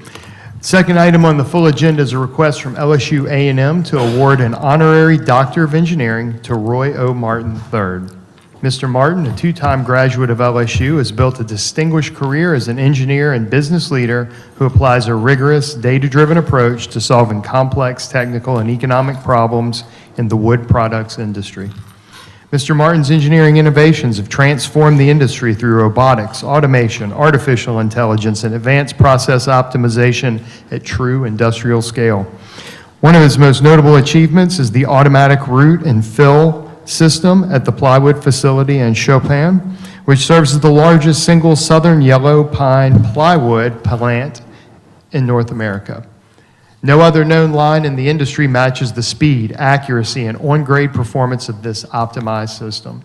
Equally important, Mr. Martin's relationship with LSU and the state of Louisiana is deep and ongoing. He has served on the LSU College of Engineering Hall of Distinction, the Engineering Dean's Advisory Council, and is chair of the Tiger Athletic Association, and he previously chaired the Louisiana Board of Regents, all while supporting research collaborations such as our current work on converting southern yellow pine chips into activated charcoal for water treatment. His extensive civic leadership, philanthropy, and recognition underscore a career that brings honor to LSU and our state while inspiring our graduates. Thank you for your consideration on this item. Thank you, Provost Blanchard. This recommendation can certainly come as no surprise to anyone in this room. Roy Martin is a person who's shown up for LSU time and time and again with transformative gifts across the entire enterprise. He believes in LSU's mission deeply, and we are all better for it. I wholeheartedly support this well-deserved honor. Do I hear a motion to approve? Motion. So we've got a motion and a second. Okay. So we've got a motion by Supervisor Alvendia, second by Supervisor Ballard. Thank you. Without any objections, the motion is approved. Thank you, Provost. Please present the next item. The third item on the agenda is a request from LSU A&M to approve a revised mission statement. The proposed mission statement reflects LSU's role as a newly reorganized, research-intensive flagship institution. The language before you was developed with input from leadership across the campuses of the university and is consistent with the institutional policy and accreditation requirements.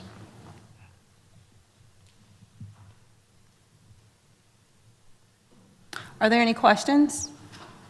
Comments? Is there a motion? Okay, moved by Supervisor Morrow, seconded by Supervisor Alvendia. Is there any objection? Without objection, the motion is approved. Please present the next item for consideration. The fourth and final item on the full agenda is a request from LSU Shreveport to offer a Master of Science in Biotechnology. This 100% online program is designed to meet the growing demand for highly skilled biotechnology professionals. The program intentionally integrates scientific training with entrepreneurial thinking and business strategy so graduates can design, launch, and scale biotechnology initiatives across sectors such as healthcare, agriculture, environmental science, and energy. Louisiana Economic Development reports more than 200 biotechnology and life sciences companies employing over 25,000 people. While Northwest Louisiana currently has limited access to graduate level biotechnology education. No new faculty are required to launch the program. Thank you for your consideration on this item. Are there any questions or comments? Do I have a motion? Motion. Second. Moved by Supervisor Moran, seconded by Supervisor Aronson. Is there any objection? Without objection, the motion is approved. All right, now on to our consent agenda. Provost, would you please present those items for consideration? Thank you. There are 4 items for consideration on the consent agenda. The first item is a request from LSU A&M to name 4 spaces in LSU athletics facilities. First, to honor their unwavering commitment and transformative philanthropy, including leadership with TAF, multiple major gifts, and recent support for the Gymnastics Training Center, LSU Athletics proposes naming the head coach's suite in the Gymnastics Training Center the Joanne and Charles Harvey Head Coaches Suite. Second, in recognition of one of the most decorated gymnasts in LSU history, a 2-time NCAA vault national champion and LSU Athletics Hall of Fame inductee, and in gratitude for her recent gift to the Oak Society Capital Program Fund for Gymnastics, LSU Athletics proposes naming a portion of the Gymnastics Training Center hallway the Regan Corville Branton Family Awards Hall. Third, to acknowledge John and Jenny Henning's longtime charitable support, leadership gifts to LSU tennis and football, and their most recent contribution to the Oak Society Capital Program Fund for tennis, LSU Athletics proposes naming the new shade system at the tennis complex the John and Jenny Henning Tiger Terrace.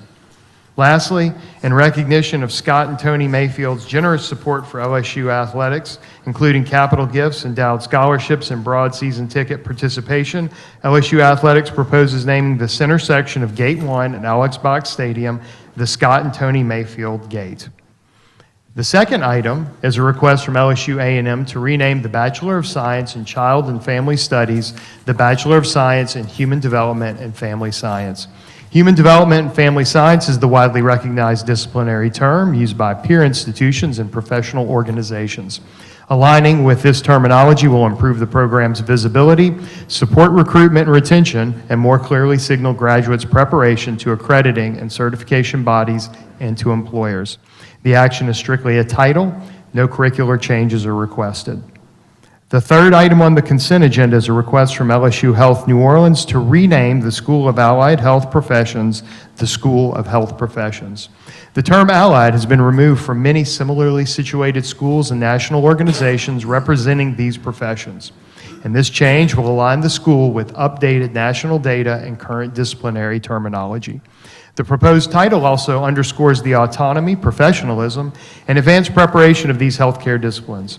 It reflects an increasingly collaborative healthcare landscape while acknowledging the unique identities of the professions housed in the School of Health Professions. The fourth and final item on the consent agenda is a request from LSU Health New Orleans for continued authorization of the Alcohol and Drug Abuse Center for Excellence. As we heard from Dr. Edwards this morning, the current and planned work of the center indicates strong support for continued authorization. First approved by the board in 1991, the center has delivered more than 3 decades of sustained excellence in substance use research, education, and outreach. It leads the only NIH P60 comprehensive alcohol HIV/AIDS research center in the state, and has built a strong interdisciplinary program focused on the biomedical consequences and neurobiology of alcohol and drug abuse. Over the past 5 years, investigators have secured more than $34.6 million in extramural funding, supported by multi-year federal awards. Estimated costs are not expected to exceed revenue. Thank you for your consideration on these items. Thank you, Provost. Are there any questions or comments? Do I hear a motion to approve? Moved by Supervisor Alvendia, seconded by Supervisor Ballard. Is there any objection? Without objection, the motion is approved. Will everybody please join me in a round of applause for the awarding of the honorary doctorate to Royal Martin?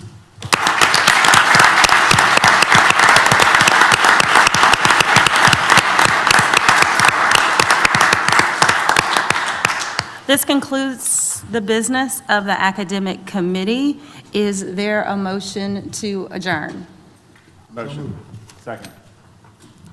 Okay, moved by Supervisor Zuschlag, seconded by Supervisor Starnes. Any objection? Without objection, we're adjourned. Thank you. Thank you. Thank you, Supervisor Jones. Thank you, Provost. Thank you, Supervisor Jones. Supervisor Aronson, please convene the Property and Facilities Committee.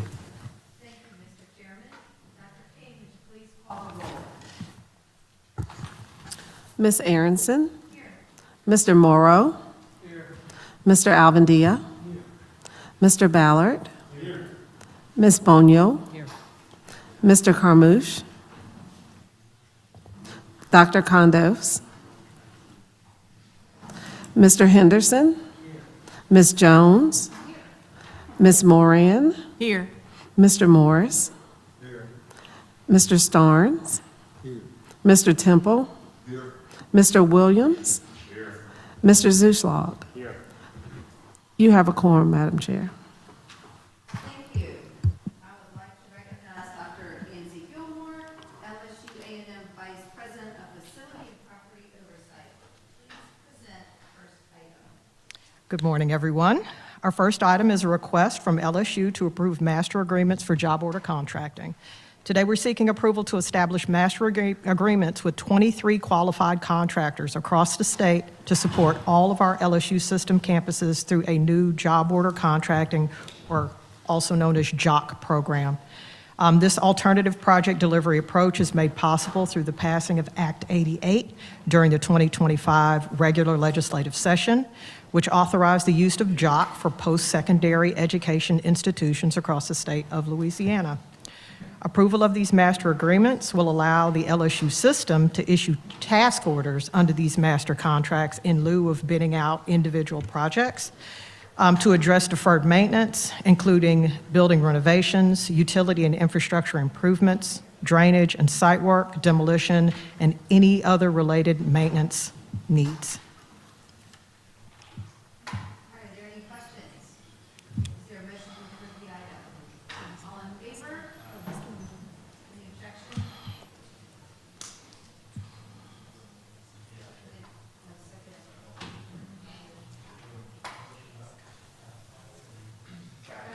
Second, Ms. Moran. Thank you. The motion is approved.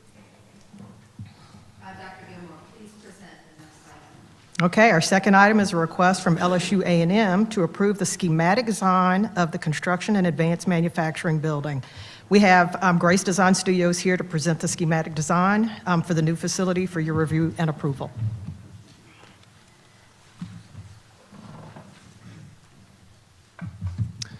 Good morning, everyone. It's a pleasure to be here. I'm Casey Aurelian with Grace Design Studios. Pleased to present this project. So before I get into the design of the project itself, we had several meetings with the dean and with the stakeholders and others throughout the campus to talk about, what are the most important parts of this project? What are the North Stars, the guiding principles? And through a lot of conversations, we distilled it down to these 6 that you can see here. The first was campus framework and placemaking, right? The building will be located on a new engineering quad in the future, just to the south of Tiger Stadium.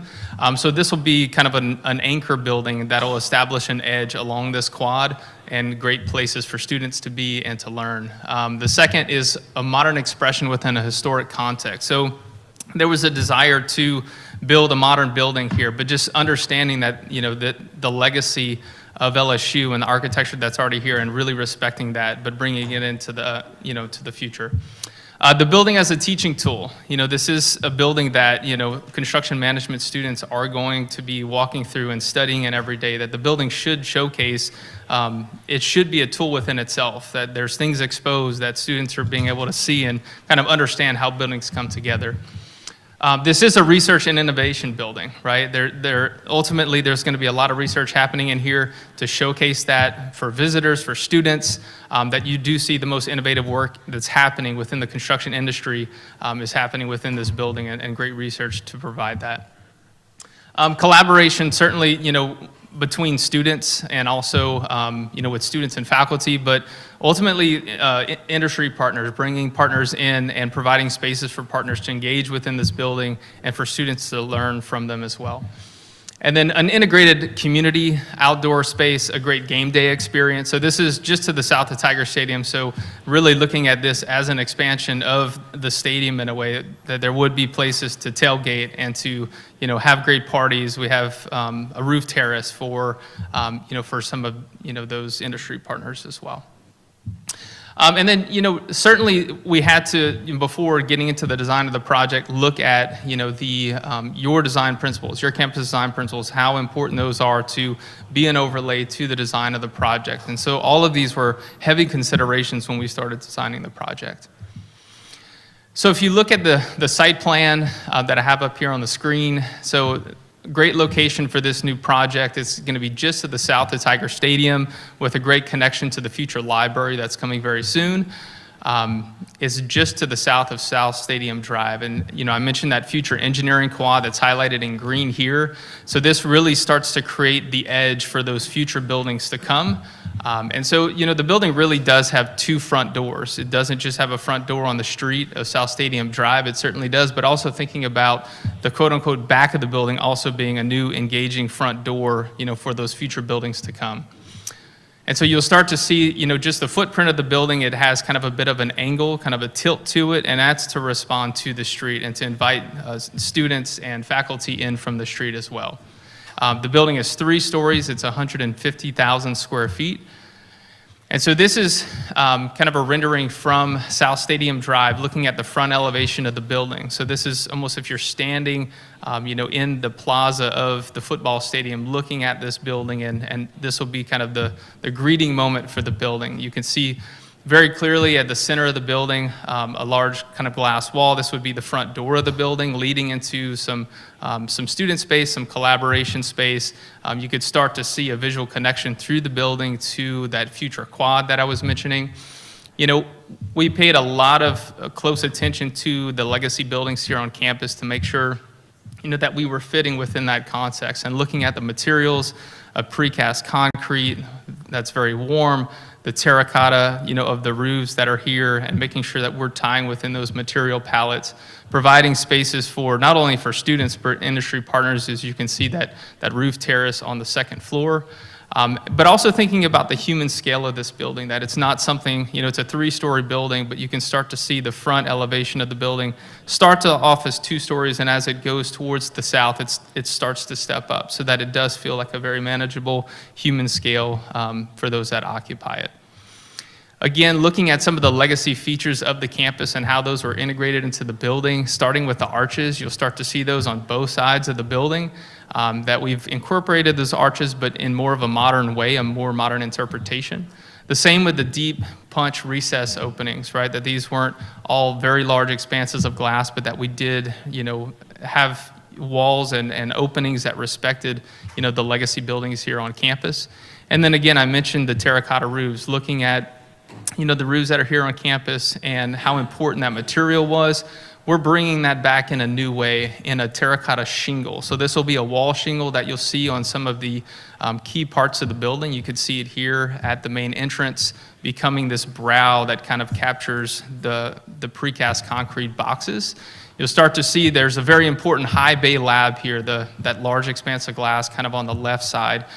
This is really where innovation and the future of construction technology is going to be on display, and people walking by will be able to look in and see that happening all the time. And so there's going to be a lot of opportunity here, with fans, tailgating, in this front plaza, but then also being able to look into the building and see some of the great technologies that are going to happen here.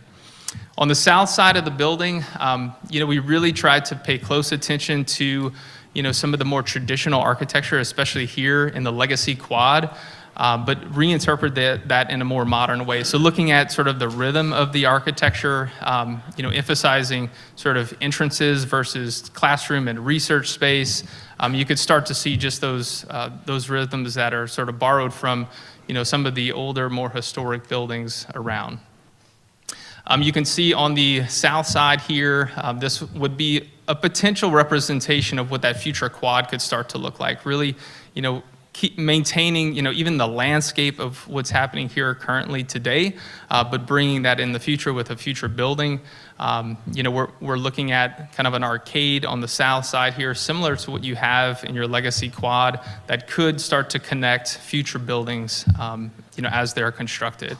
Again, that terracotta wall tile really becomes sort of the signature piece here. Outside of the precast concrete, it really becomes sort of this special moment that happens on the facades. And just another view, but from the opposite direction.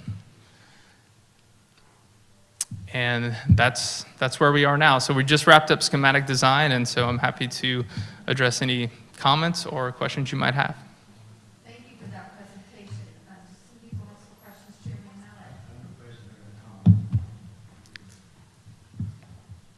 Industry that I represent and chairman of that particular board were instrumental in making this happen. And I want to make that clear that our industry supports education. We've been supporting LSU through other means, but some of the members in my profession really pushed hard to make this happen. And I want to make sure that people understand that there were some really, really great people in the construction industry that wanted this. This would probably be the best one in the whole country. We already, I think, are ranked 1 or 2 in the nation. And, we are really there with this thing, and it's really a revenue generator for the school. But There are some great people that made this happen. One in particular was Art Favre. I want to bring his name up. And very proud of this. As a contractor and as the chairman, I'm very, very proud that we're doing something like this. It's a great, great asset to LSU. Thank you. Are there any questions? Is there a motion to approve the item? So moved. Ballard, SB Moran, second. All in favor? Any objection? Motion is approved. Thank you so much for being here. Thank you so much. Thank you. Okay, so item 3 is a request from LSU Ag Center to transfer FETI facility property to the Office of the State Fire Marshal. So in the past, LSU operated the Fire and Emergency Training Institute, also known as FETI, facility pursuant to legislative mandate, requiring training to municipal firefighters across Louisiana.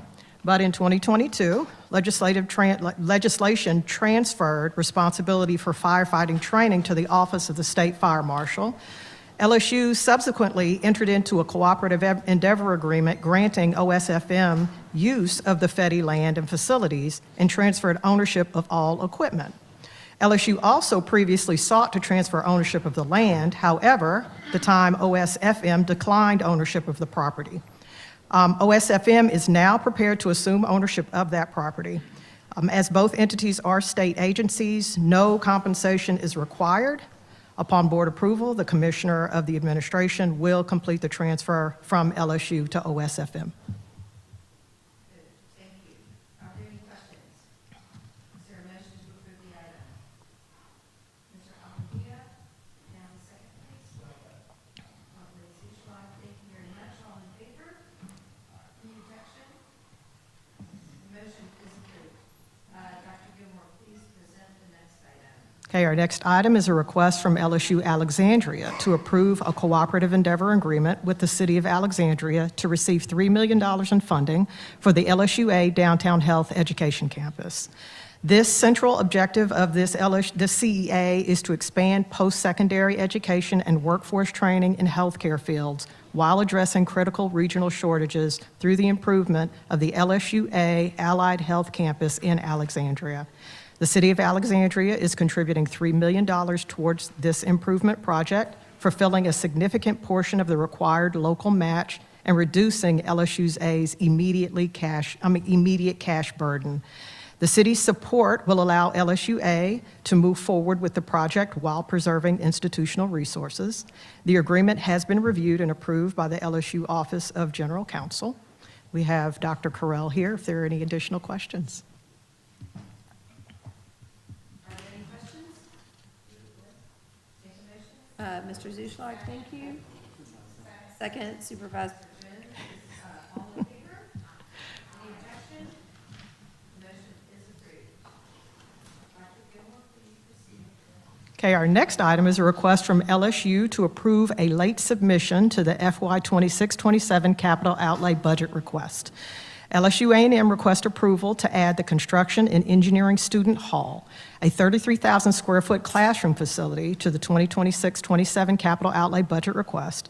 The project is projected to cost $30 million and will be funded with 50% general obligation bonds and 50% self-generated funds from donations. LSU Alexandria requests approval to upgrade its aging electrical system to a 35 kV grid. This $4.62 million project, funded with general obligation bonds, will improve reliability, expanded capacity, and support long-term campus needs. Are there any questions? Is there a motion to approve? I move. Mr. Zuschlag, Ms. Moran, all in favor? Aye. Any objection? The motion is approved. Dr. Gilmore, I believe this is our last item. Yes, this is our last item. This is a request from LSU A&M to approve acquisition of the Copper Crown Horse Training Facility and simultaneously lease agreement to LHBPA Training Center, LLC. So Copper Crown Training Facility is located in Opelousas, Louisiana. With your approval today, LSU will acquire the facility using a $3.5 million appropriation under Louisiana House Bill 1 of 2025, with a negotiated purchase price of $3 million. The 48.58-acre property includes 7 barns of approximately 15,200 square feet, each with 48 stalls, along with offices, living quarters, and a 6.5 furlong training track sanctioned for official workouts. Concurrent with the acquisition, LSU will enter into a 1-year triple net lease with LHBPA Training Center, LLC, while evaluating long-term academic integration and operational strategy. Under this lease, LSU will provide $500,000 to the tenant for approved capital improvements and repairs. In lieu of lease payments, the tenant will operate and maintain the facility as a horse racing training center during the lease term. An appraisal indicates the property's fair market value exceeds the purchase price, reflecting a favorable acquisition. Boyd Gaming has requested consideration of future naming rights associated with LSU's equine program, which will be evaluated separately in accordance with the university's policy. We have Trey Jones here who knows all the details of this, and he can answer any questions. Are there any questions for each one? No? Is there a motion to I move. Second, Mr. Morrow, all in favor? Any objection? The motion is approved. That's Thank it. you very much. And before we adjourn, I'd like to thank Dr. Gilmore very much for holding my hand through properties and still speaking this year. Your input and expertise has been invaluable. So thank you so much. And I see Patrick Martin back here too. While we didn't have any of his items today for discussion, his input and assistance with everything we have going on with parking and more has been so invaluable, extremely helpful. Y'all are both so smart and really have a handle on anything, and you never, you're always able to answer questions for me. And that's going to be tough sometimes. So thank you both very much. Thank you. Is there a motion to adjourn the committee? Motion, Ms. Reed? Second, Mr. Henderson, all in favor? Any objection? The committee is adjourned. Thank you, Supervisor Aronson. Supervisor Zuschlag, please convene the Athletics Committee. Thank you. Dr. Kane, would you please call the roll? Mr. Zuschlag, Here. Dr. Condos, Mr. Alvendia, Ms. Aronson, Mr. Ballard, Ms. Bonio, Mr. Carmouche, Mr. Henderson, Ms. Jones, Ms. Moran, Mr. Morris, Mr. Morrow, Mr. Starnes, Here. Mr. Temple, Mr. Williams. You have a quorum, Mr. Chair. Thank you, Dr. Kane. Before Verge presents, I received the following text message from President Trump. Listen, I've known a lot of winners, okay? I know people who win and I know people who don't.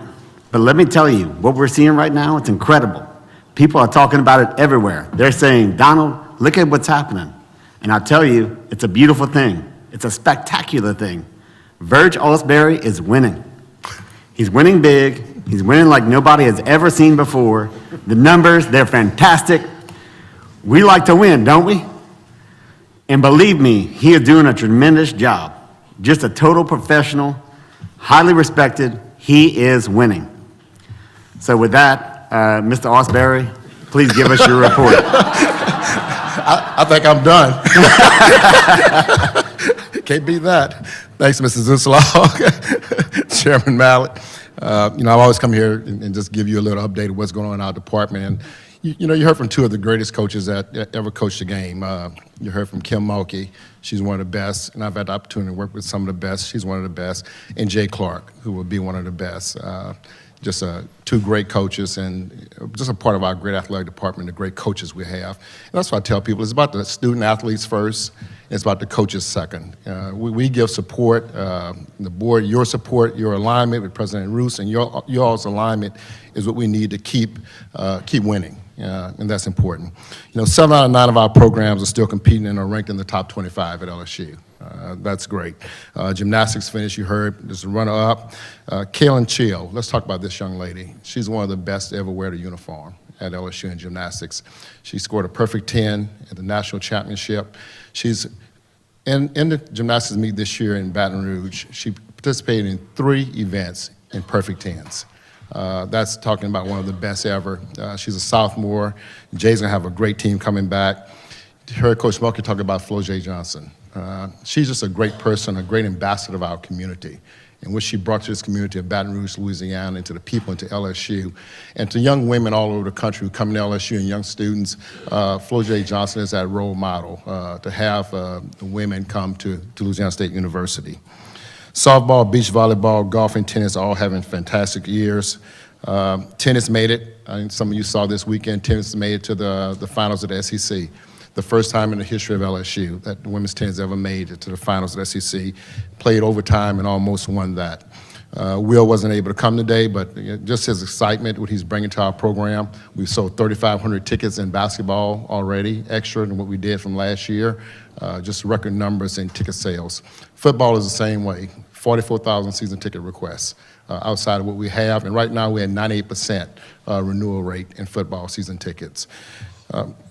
Also want to recognize our staff and the people in here, especially Julie Cromer, Zach Greenwell, and Lori Williams is somewhere behind me here. What they've done, and the staff and the workers at LSU, especially the week that we did the Zach Bryan concert here.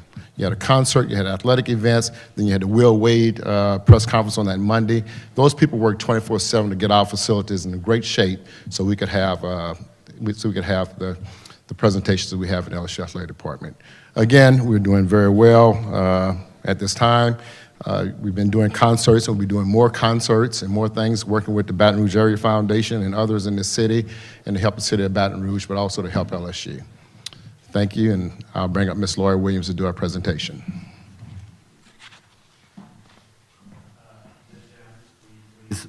Report. Chairman Zuslog, let me interject if I can. It's my pleasure to introduce the first item on the agenda today. It's my pleasure to advance the resolution for an employment agreement for our Vice President and Athletics Director, Verge Osbury. Verge, as everyone knows on this dais, has been a fixture of LSU athletics for decades. This contract would extend him from the day he was announced, November 4, 2025, through December 31, 2030, which coincides with the President and Chancellor employment agreements as well. His total compensation will be $1.5 million under this contract, with an accelerator in the years 28 and 29 to 1.6, and in 2030 to 1.7 million. It also includes academic and postseason incentives, as is typical in many of these contracts. And with that, I'll open the floor up to any questions. Thank you, Mr. Jones. Do we have any questions? I'd like to move for approval. Before we go that out to prepare, we'll leave motion on the call here. I'm going to use the other president's comments.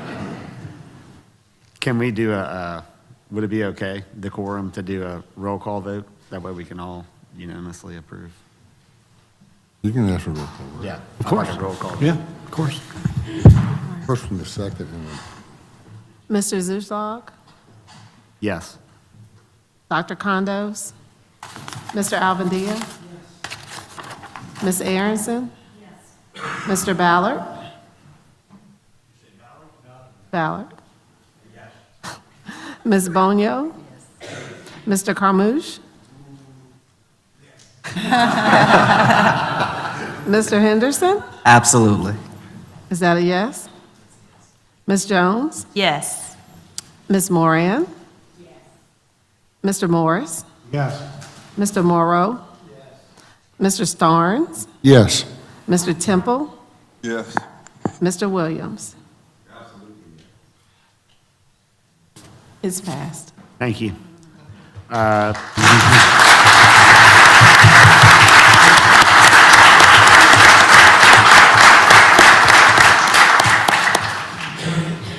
Thank you. I appreciate it. You know, as a little boy from Roybury, Louisiana, when I came here in 1985, I never thought this day would ever be here. You know, I even wanted to be athletic director. Okay, was able to play football here. I walked that quad at LSU. That's how much it means to me. It's personal to me as a student here and a student athlete here. Had the opportunity to work here at LSU. My first job, I tell people, was my best job I ever had, was academic advisor for football, women's basketball, and the spirit squads, and get to see young men and women leave here with their degrees. And now I'm looking at their children coming here to LSU. That was the proudest moment. I don't take this for granted. I don't take LSU for granted. I don't take this job for granted. It means more to me than anything. And I tell my staff, we talked to our staff yesterday, we were working together in an executive team, and I'm telling them, don't take it for granted what we do. Enjoy what we do. This has never been a job for me. This has been a passion for me. And every day I come to work, I enjoy coming to work. I enjoy talking to people. I enjoy taking phone calls from all of you and everybody else about moving my tickets and other things. I really enjoy it, because that's what you're supposed to do in these positions. You're supposed to help people, help LSU get better, and that's been my passion. I told the staff yesterday a story, and it sticks to me, and I keep this picture in my drawer. You know, one day there was a family walking outside Tiger Stadium, and it was grandfather and his two grandkids. And while they were walking, I saw them. I was going to work out. It was a Saturday morning. I said, hey, would y'all like to come in and see the locker room and see the field? And I did that. And I walked them in there, and they had the greatest time taking pictures. 2 weeks later, his brother sent me a nice letter and a picture, and just told me, it's a nice story to it, that Verge, you know, you didn't realize it, but he was dying. He had pancreatic cancer. And he passed 2 weeks after I did that tour. So that's what I tell all of us here at LSU. You know, don't take it for granted. You know, a lot of times we come on this campus, we enjoy the campus, we enjoy the football field, we enjoy our facilities, but you never know what people are going through. And never take that. We take it for granted as, you know, okay, we're all walking on Tiger Stadium field and we at LSU, but a lot of people, though, they're struggling, and that made my career one of my career goals. And I kept that picture and keep that letter, and I read it every day to take this position the way it is and what we do for people in this state. Thank y'all so much for all your support. Congratulations.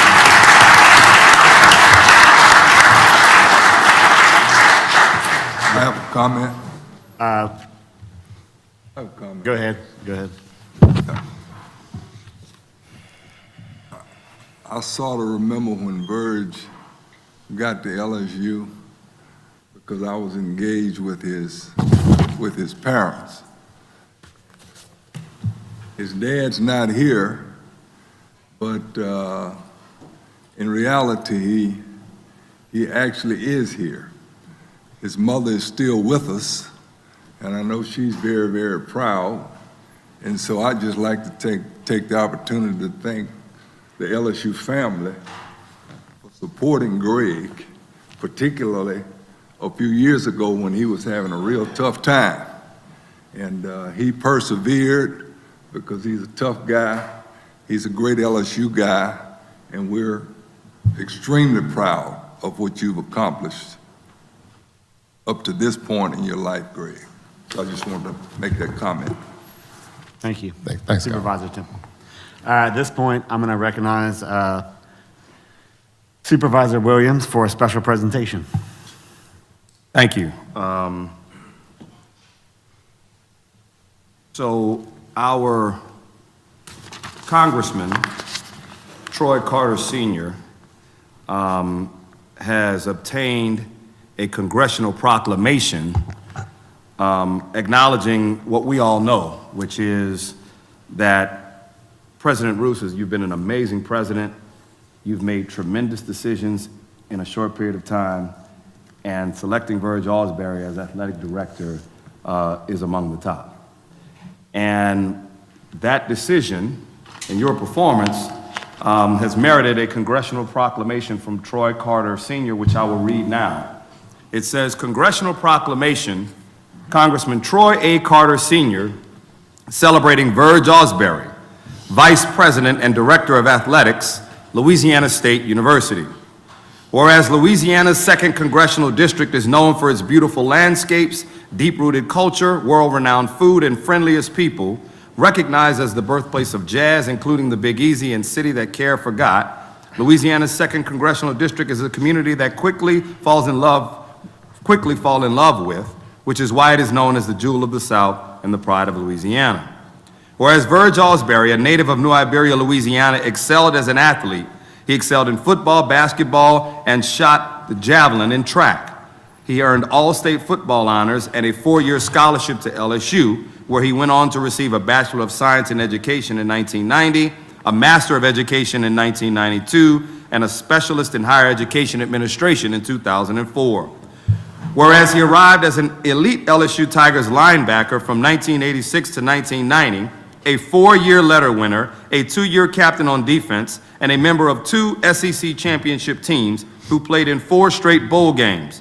Osbury has long played a pivotal role in all facets of the formalized planning and processes for LSU athletics. He joined the department in 1991 as an intern in the compliance office and has gone on to serve the Tigers in academics, fundraising, corporate relations, marketing, game management, sports administration, life skills, sports medicine and performance, equipment, and alumni relations.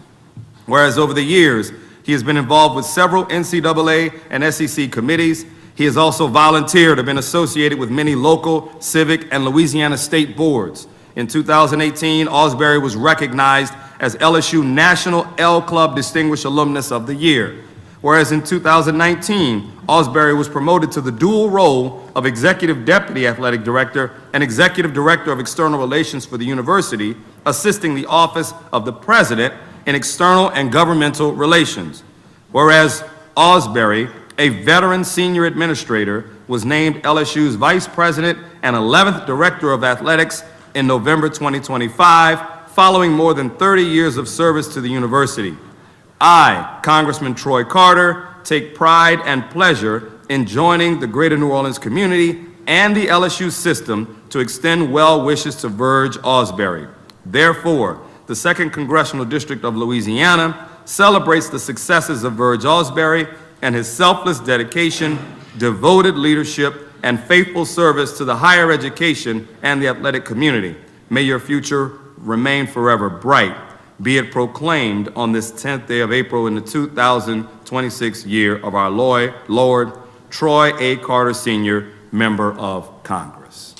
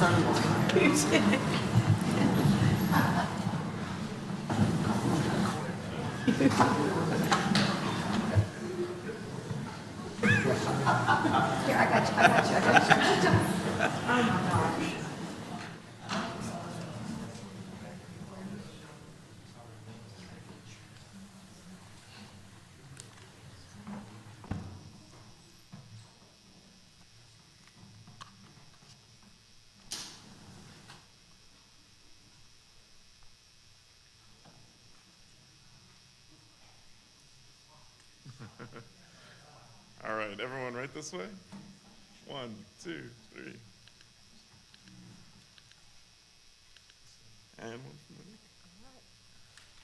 1, 2, 3. Thank you.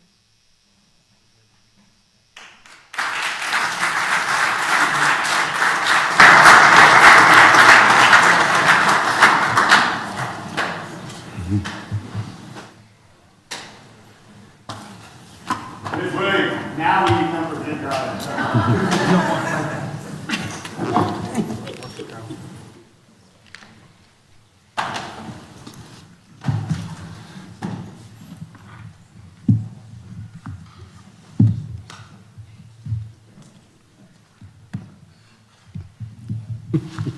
Good morning, supervisors.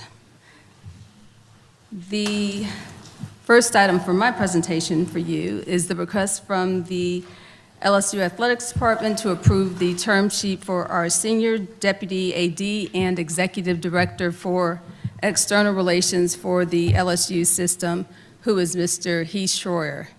Heath has a 3-year agreement that will terminate on June 30th of 2029. The salary for that 3-year period is $400,000. Heath is coming to us with experience being most recently an athletics director himself at an institution, so he's coming in with extensive experience and leadership, operational experience, organizational experience, rebuilding athletics departments in this position as a previous athletics director, and that is Heath Schroyer. Thank you, Ms. Williams. Do I have any questions? If none, I'll take a motion to approve. So moved by Valencia, second by Lori. All those in favor? Any opposed? Hearing none, that motion carries. Ms. Williams, please present the next item. Next, we have for your consideration a request to approve the employment agreement for our football general manager. You all received and approved the term sheet for Billy Glasscock at a previous meeting. Again, we have employed Billy as our general manager for football. He is responsible for all operations of our front office. Billy's salary is $1 million for a 3-year agreement. Billy has extensive experience in the SEC at 2 previous institutions, and he is responsible again for all operations of our front office for the football program. Thank you, Ms. Williams. Any questions? If none, I'll take a motion to approve. First by Ballard, second by Carmouche. All those in favor? Any opposed? Hearing none, that motion carries. Ms. Williams, please present the next item. Next for your consideration is the approval of the term sheet for our head men's basketball coach, and that is Mr. Will Wade. Obviously, we've heard much about Coach Wade this morning. He is returning to us for a 7-year agreement, which will terminate in March of 2033. His salary will begin at a salary of $4 million and will increase at a $100,000 escalator through year 5, and for years 6 and 7 hold steady at $4.5 million. Obviously, Will Wade has had significant success. He brings with him a lot of enthusiasm for both our fans and donors back to LSU. There has already been significant support, as A.D. Osbury has mentioned, from the standpoint of season tickets, and so we're excited to start our new season with Coach Wade back at the helm. Thank you, Ms. Williams. Any questions? I'd like to move for approval. Motion by Mrs. Thorns, second by Mr. Ballard. All those in favor? Any opposed? Hearing none, that motion carries. Boot up. Ms. Williams, please present the next item. Absolutely. Next, we have for your consideration the approval of the term sheet for 3 assistant men's basketball coaches. First is Mr. Johnny Jones. He also has experience here at LSU, previously serving as a head coach of our men's basketball team. He brings with him extensive recruiting knowledge of the area. He will have a 2-year agreement with the program. His salary for that 2-year period is $400,000. His term will end May 31st of 2028, and that is Mr. Johnny Jones. Next up is Mr. Rick Stansberry. He will serve as our associate head coach. He also has extensive experience as a head coach and also brings with him experience in the SEC. He will have a 2-year agreement, as I mentioned. His will terminate as well in 2028. That is Mr. Rick Stansberry. And last is Mr. Damon Stoudemire, who's also coming to us with previous experience as a head coach. He will have a 2-year agreement, which will terminate in June 30th of 2028. His salary will be $200,000 for that 2-year period. Thank you, Ms. Williams. Any questions or comments? If not, I'll take a motion to approve all 3. And I'm sorry, let me interject. I'm not sure if I mentioned Mr. Stansberry's salary. It's $750,000. Thank you. Yes. Motion by Mr. Ballard, second by Mr. Carmouche. All those in favor? Any opposed? Hearing none, that motion carries. Ms. Williams, please present the next item. Next, we have for your consideration approval of the employment agreement. This is an extension for our Associate Head Coach of Women's Basketball, Mr. Bob Starkey. You all had a chance to hear about him earlier today as well, as he was presented during our recognition of the women's basketball program. Coach Starkey was instrumental in the success of our women's basketball championship. He is an extreme X and O individual. He is a great technician. We are pleased that he has accepted a 3-year extension to his contract with a modest salary increase of $12,000, which will take his salary over that 3-year period to $425,000. That is Bob Starkey. Thank you, Ms. Williams. Any questions? Motion by Mr. Morris, second by Supervisor Alvendia. All those in favor? Any opposed? Hearing none, that motion carries. Ms. Williams, please present the next item. Yes, we have a new assistant coach, which Coach Mulkey also mentioned. That is Fitzroy Anthony. He is coming to us with extensive recruiting background. We are looking forward to how he is able to add to our recruitment efforts here with the program. He will have a 2-year contract. His salary is going to be $350,000 for that 2-year period. His contract will end with us June 30th of 2028. Again, Fitzroy Anthony, $350,000, our new assistant women's basketball coach. Thank you, Ms. Williams. Any questions? If none, I'll entertain a motion. So moved. Supervisor Mora, Second. by Supervisor Starnes. All those in favor? Any opposed? Hearing none, that motion carries. Ms. Williams, please present the next item. Okay. Next, we are turning to men's and women's basketball tickets. I'll start with parking and men's basketball tickets. We are looking for an increase for our men's basketball tickets starting with the 2026 season. Starting with our ticket increases, we're looking for season ticket increases in the range of $25 to $400 for our season ticket increases. This will impact all of the season tickets within the PMAC, and what that breaks down to in terms of the actual per game increase is going to be $1.39 up to $2.22 per game. So the increase is not significant, but we took into consideration the secondary market. Certainly where we stand across the SEC, we're still going to be in the bottom half as compared to the member institutions across the conference. As I've already alluded to, and as well as AD Osbury, there is significant interest that is already at play because of the return of Coach Wade. And so we want to be able to take advantage of that and meeting the supply and demand because of the market. All of those things factoring into it, and the last increase as far as as far as tickets didn't occur, was last in FY20. And so all of those things factored into this being the appropriate time for us to reconsider increasing our tickets. And so this was the appropriate time, and that's where it landed as far as the increase for our tickets for our men's basketball program. Again, still under the secondary market with Thank you, this Ms. increase. Williams. Any questions, comments? If none, I'll entertain a motion to approve. Morris, second by Supervisor Mora. All those in favor? Any opposed? Hearing none, that motion carries. Ms. Williams, the last item.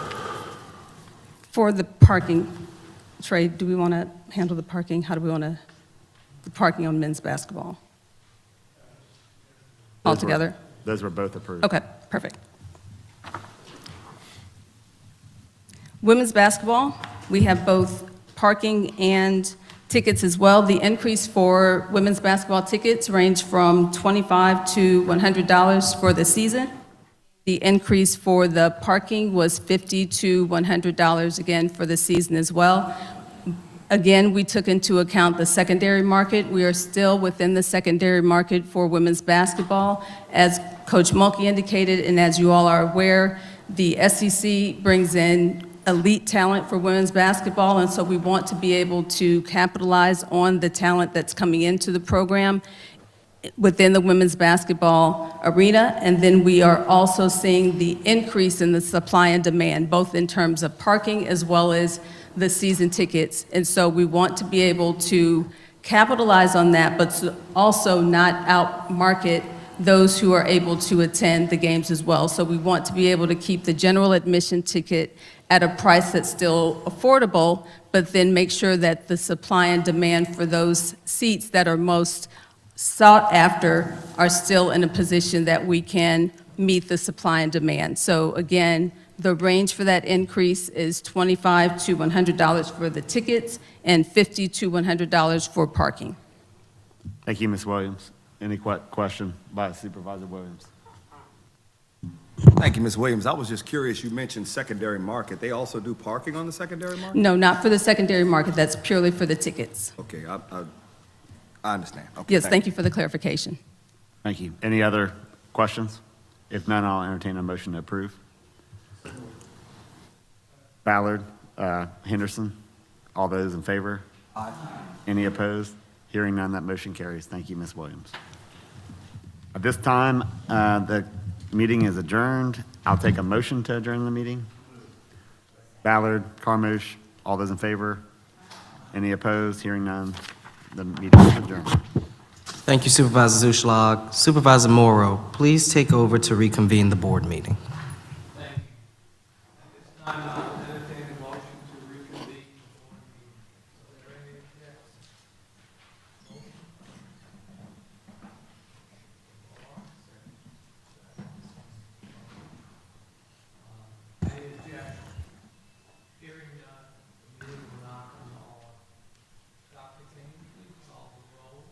Mr. Mallett? Mr. Carmouche? Mr. Alvendia? Ms. Aronson? Mr. Ballard? Ms. Bonio?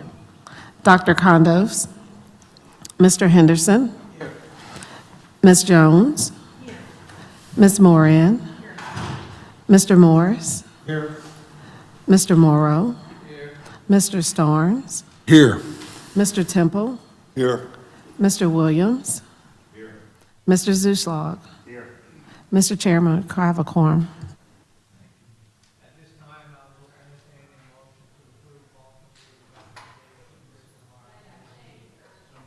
Second.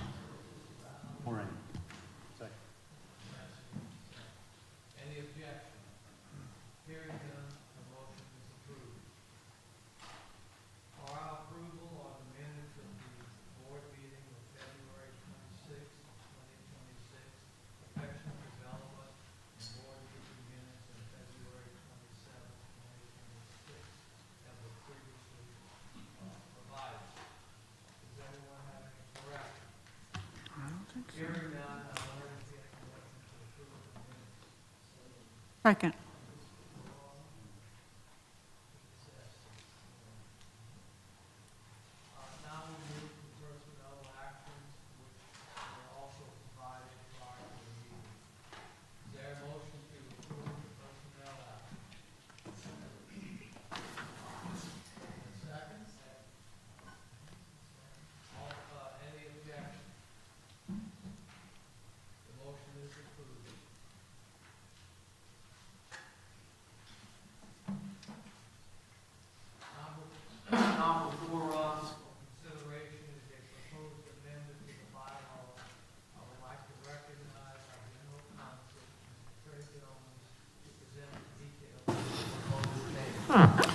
Good afternoon, Supervisors. At the request of Chairman Mallett, we have a proposed amendment to the bylaws of the Board of Supervisors to add chair advisors. These are 4 chair advisors, non-voting, voluntary, non-governance roles that just serve as informal advisors to the chair and to the Board of Supervisors at the chair's discretion. I understand there may be an amendment to that motion, to the proposed resolution. Okay. Well, I guess first I'll open the floor up to any questions and then amendments to the proposed resolution. Are there any questions? I'll entertain the motion to receive the reports. Well, let's hold for a second. Are there any amendments proposed to the resolution? Okay, so it's a motion by by Chair Mallett to change the amendment to the bylaws that's proposed in the packet right now from 4 advisors to 5. I would need a second for that. Second. And then all in favor? Aye. Any opposed? The bylaw change carries. Thank you. I'll entertain the motion to receive the reports. And second. Second. By Mr. Carmouche. All right. Any objections? Hearing none, the motion is approved. Our approval today are the reports to the board for routine business items. Are there any questions? I'll entertain the motion to receive the reports. Second. Moved by Ms. Henderson and Ms. Aronson, second. Any objections? Hearing none, the motion is approved. The faculty and staff advisors' reports are next on the agenda. First, Dr. Daniel Tyrone will present on behalf of the faculty advisors and LSU A&M staff. Senate President Quincy Hu McDonald will present on behalf of the staff advisors. Supervisors, good morning. As we come to the end of the spring semester, this will be the last meeting for some of the members of the Council of Faculty Advisors. I wanted to thank them for their service this academic year. This work is in addition to their core responsibilities of teaching and research, and so we really respect the work that they put in and the time that they take to come and attend the meetings today. We thought that the best way to recognize their contributions would be to have them present the reports of their campuses. And so I will present on behalf of A&M, and then also for those who are unable to join us today, and then I'll invite my colleagues to present for their home campuses. LSU A&M. 2 faculty members from the LSU College of Science, Peter Doran and Brett Eldard, and Lucio Mili, director of the LSU LCMC Health Cancer Center, have been named Fellows of the American Association for the Advancement of Science, joining the prestigious 2025 class. NSF's $45 million funding renewal for LSU's Fuel team over a 3-year scope is a clear indicator of the success of the project so far. We're now well on our way to securing the full $160 million announced in 2024 over a 10-year scope. Like humans, joint injuries and chronic joint stress can lead to degenerative joint disease that has traditionally been treated with medications that target pain or inflammation. Michelle Osborne, an associate professor in the Department of Comparative Biomedical Sciences at the LSU School of Veterinary Medicine, and her colleagues are working to more effectively address the underlying cause of the original injury, such as problematic gait issues or what are called pathobiomechanical forces. The researchers recently published a case study in Frontiers in Veterinary Science of a 3D equine skeletal model, a tool that can be used to analyze posture and movement and objectively document the effectiveness of training programs in changing movement patterns. The team is excited about the potential of the 3D model to serve as a tool that can directly benefit the lives of horses and riders. LSU is launching a digital twin core facility to serve the flagship and university partners. John Vickers, formerly with NASA, has come on as its inaugural director. LSU's digital twin work for NASA's Michoud Assembly Facility in New Orleans, where the Artemis rockets are built, also flows straight into the ongoing Artemis missions and recently helped take humanity around the moon. LSU Alexandria.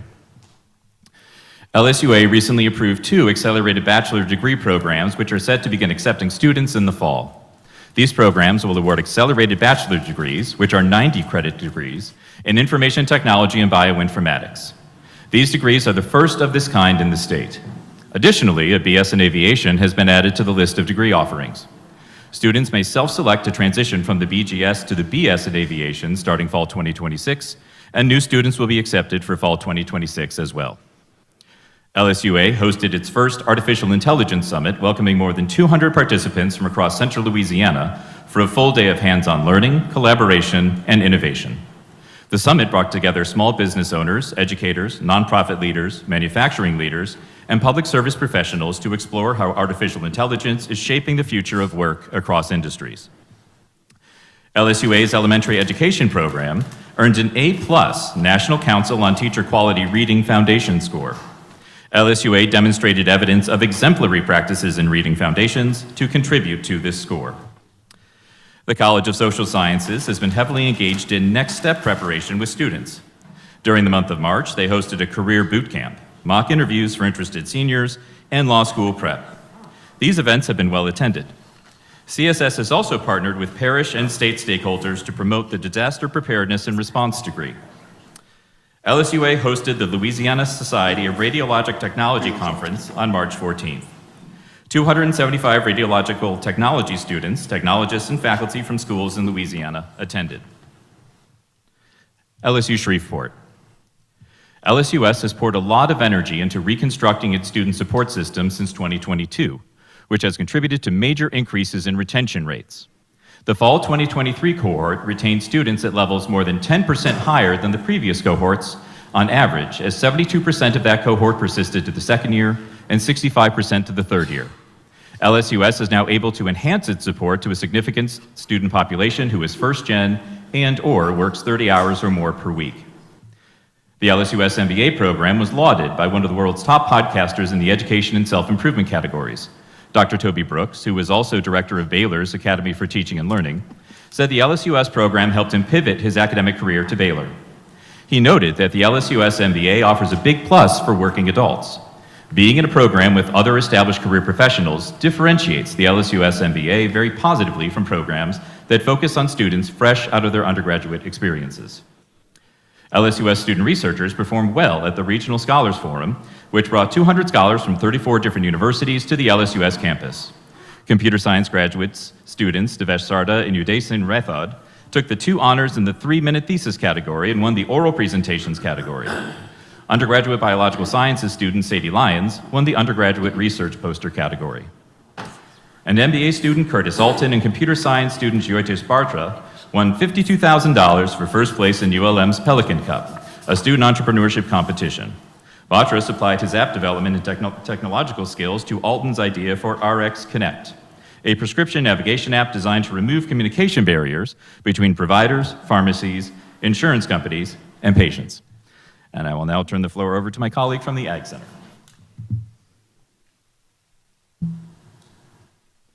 Good morning. My name is Kevin McCarter in Experimental Statistics, and I'm happy to be here with you today to give you the report from the LSU Ag Center. Denise Holston, LSU Ag Center nutrition professor, is leading a new partnership between Pennington Biomedical Research Center and the LSU Ag Center to broaden the reach of the Pennington Generation Health Research Study by bringing it to communities across Louisiana. The study examines the trajectory of life behaviors, including physical activity, dietary intake, and sleep throughout childhood, adolescence, and young childhood, and their relationship to unhealthy weight gain and obesity. Ag Magic Baton Rouge was held March 23rd through the 29th. The event offered an interactive, visually stimulating educational journey through Louisiana agriculture, highlighting agriculture, the environment, and the vital role each plays in daily life. A total of 8,076 students, teachers, volunteers, and visitors attended the 7-day event. Volunteers contributed 3,712 hours, representing an economic impact of $108,167 and some change. Carol Friedland, professor and director of the LSU Ag Center LaHouse Research and Educational Center, has been named a fellow of the Structural Engineering Institute of the American Society of Civil Engineers. The honor recognizes Carol's leadership and sustained contributions to the structural engineering profession. Capitol High School in Baton Rouge has opened a new food pantry to support students and families facing food insecurity and help remove barriers to academic success. LSU Ag Center nutrition experts played a key role in developing the pantry and shaping its long-term educational mission. The pantry is the result of a community partnership among the LSU Ag Center, Baton Rouge General, the Greater Baton Rouge Food Bank, the Charles Lamar Family Foundation, and the Joe Burrow Foundation. And finally, since March 1st of this year, the LSU Ag Center has been awarded $2.28 million in grants. Thank you for your time, and I'll turn it over to my colleague from LSU Eunice.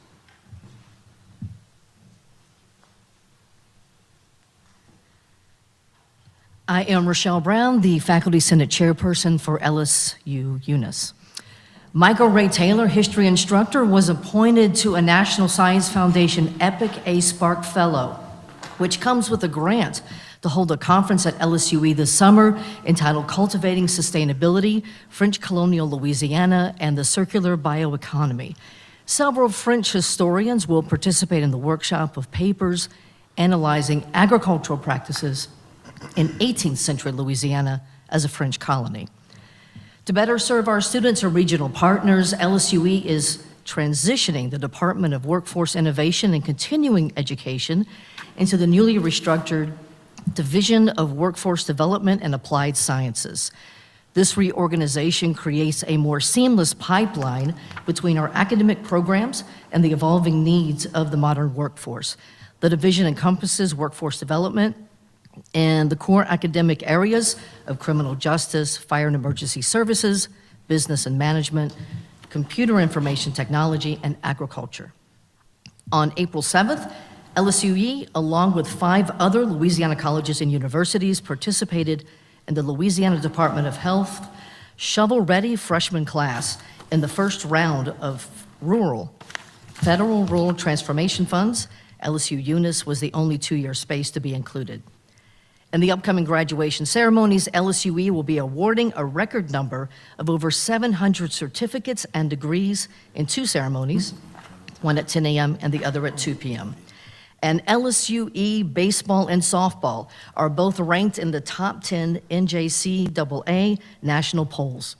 Each team is finishing the season's home games and preparing for playoffs. And the really great news, fans are filling the new baseball stadium, and the LSUE baseball fan base leads in the NJCAA attendance. Next report is from the LSU Health New Orleans. Good morning, everybody. My name is Suresh Harahari. I represent LSU Health. I'm a professor there.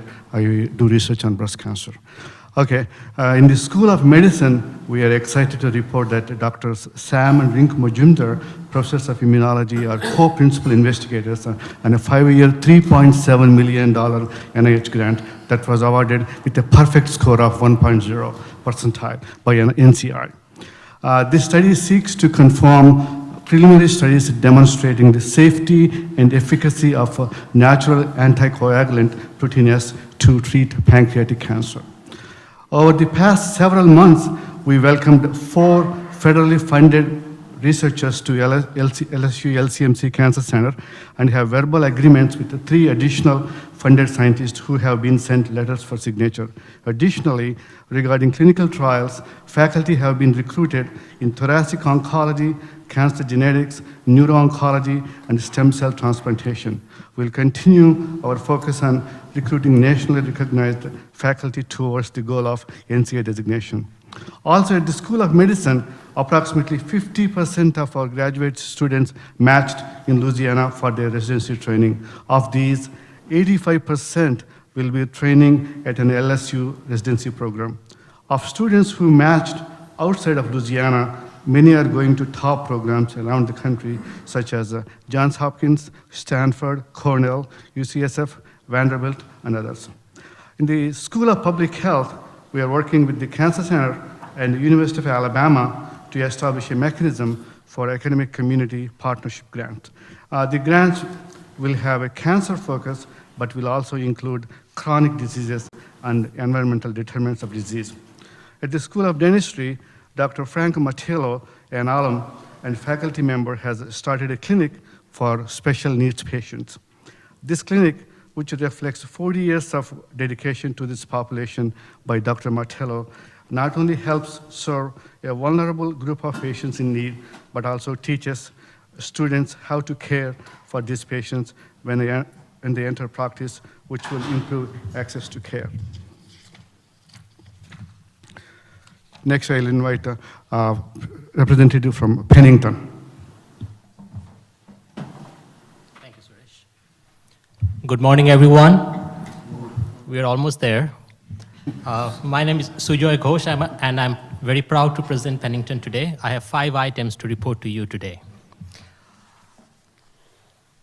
First, nearly 500 women and almost 300 seniors gathered at Pennington Biomedical for the 26th annual Irene W. Pennington Wellness Day and the 5th annual Senior Black American Health Fair, respectively.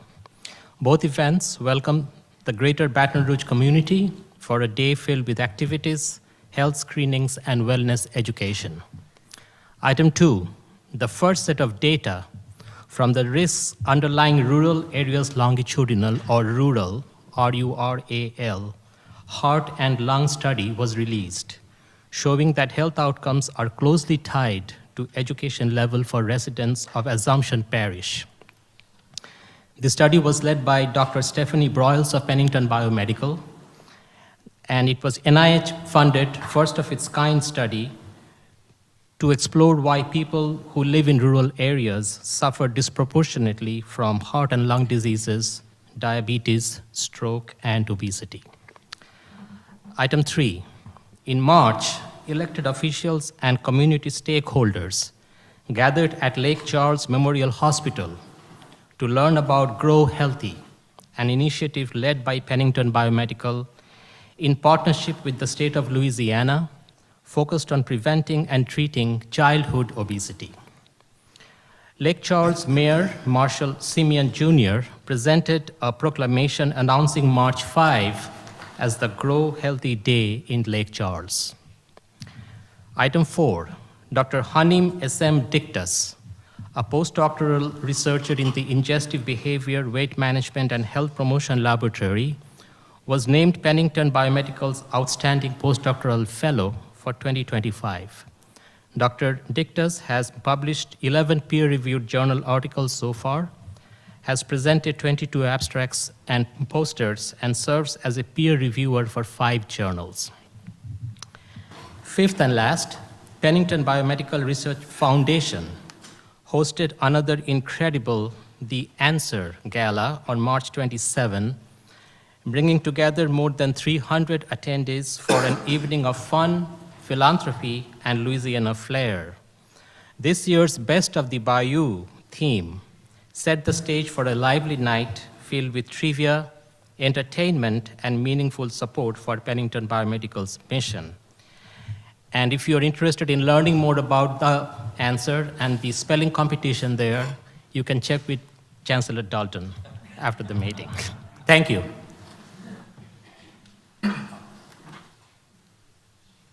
Hi, I'm Madeline Barclay, and I'm pleased to present the campus report for LSU Health Shreveport.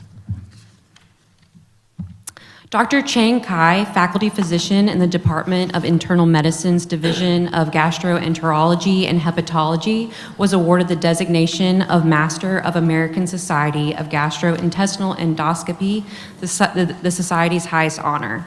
He's the only physician in Louisiana to hold this distinction and one of only 88 physicians in the United States to receive it. The physician assistant program continues to demonstrate strong academic performance.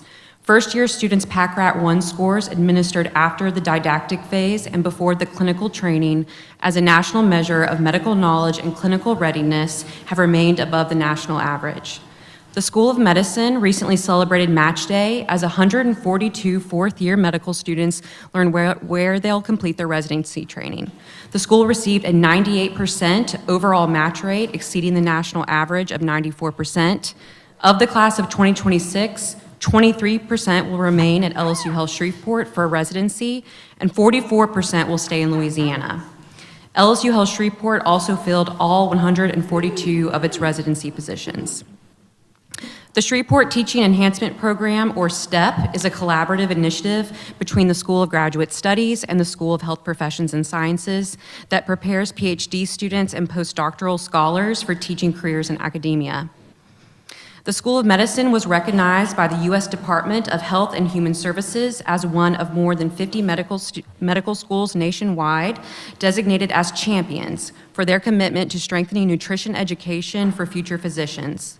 The school will ensure the medical students receive at least 40 hours of nutrition instruction or a competency-based equivalent in alignment with national recommendations to better prepare physicians to prevent and manage chronic disease. Next, I'll pass it back to Daniel. Thank you, and we have a coda to today's report. Unfortunately, our representative from Alexandria was not able to join us today, but she's asked me to read the following statement, which expresses the sentiments of her and the other faculty at LSUA. As we all know by now, LSUA's Chancellor Paul Carell has announced his retirement. I'd like to briefly highlight the impact Dr. Carell's leadership has had on LSUA. Dr. Carell's tenure can be summarized as growth, modernization, and a focus on outcomes. Under his leadership, LSUA reached record enrollment exceeding 7,000 students, expanded its presence as one of the fastest growing undergraduate institutions in Louisiana, and elevated its visibility through strategic branding, transforming the university into a recognized, growth-oriented institution. He also prioritized campus infrastructure improvements and student success through key investments, such as the Martin Family Student Success Center, new on-campus apartments, and the Health Education Campus, while advancing measurable improvements in retention, graduation, and career outcomes. Dr. Carell did more than grow enrollment. He reshaped LSUA into a more visible, student-centered, and workforce-aligned institution. On behalf of the university community, we extend our sincere gratitude for your visionary leadership and steadfast commitment. And we wish you continued success in your well-earned retirement. Congratulations, Dr. Carell.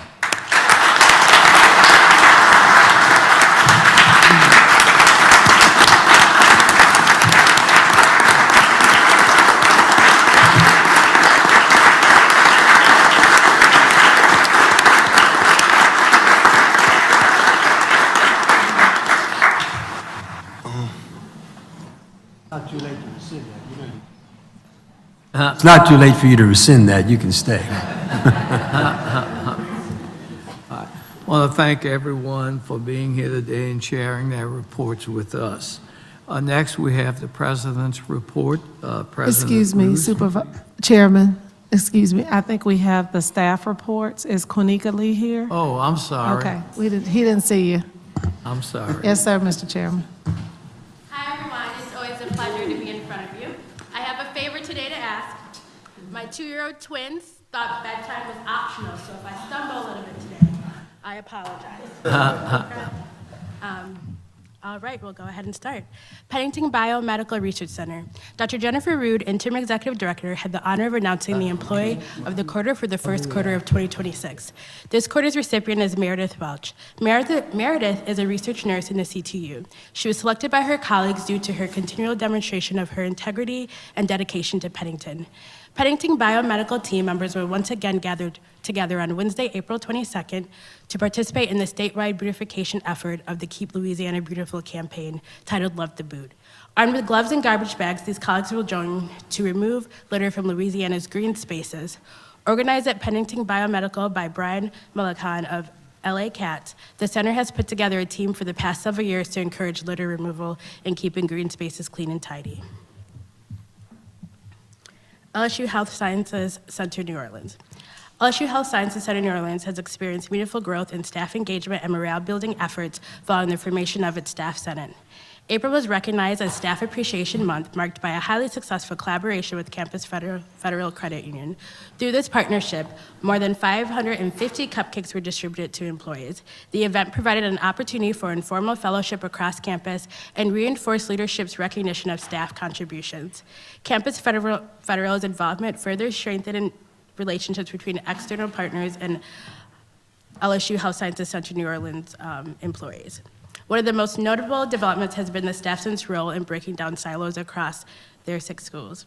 Historically, many staff groups operated independently with limited interaction. The Staff Senate programming has created opportunities for cross-campus connection, dialogue, and shared problem solving.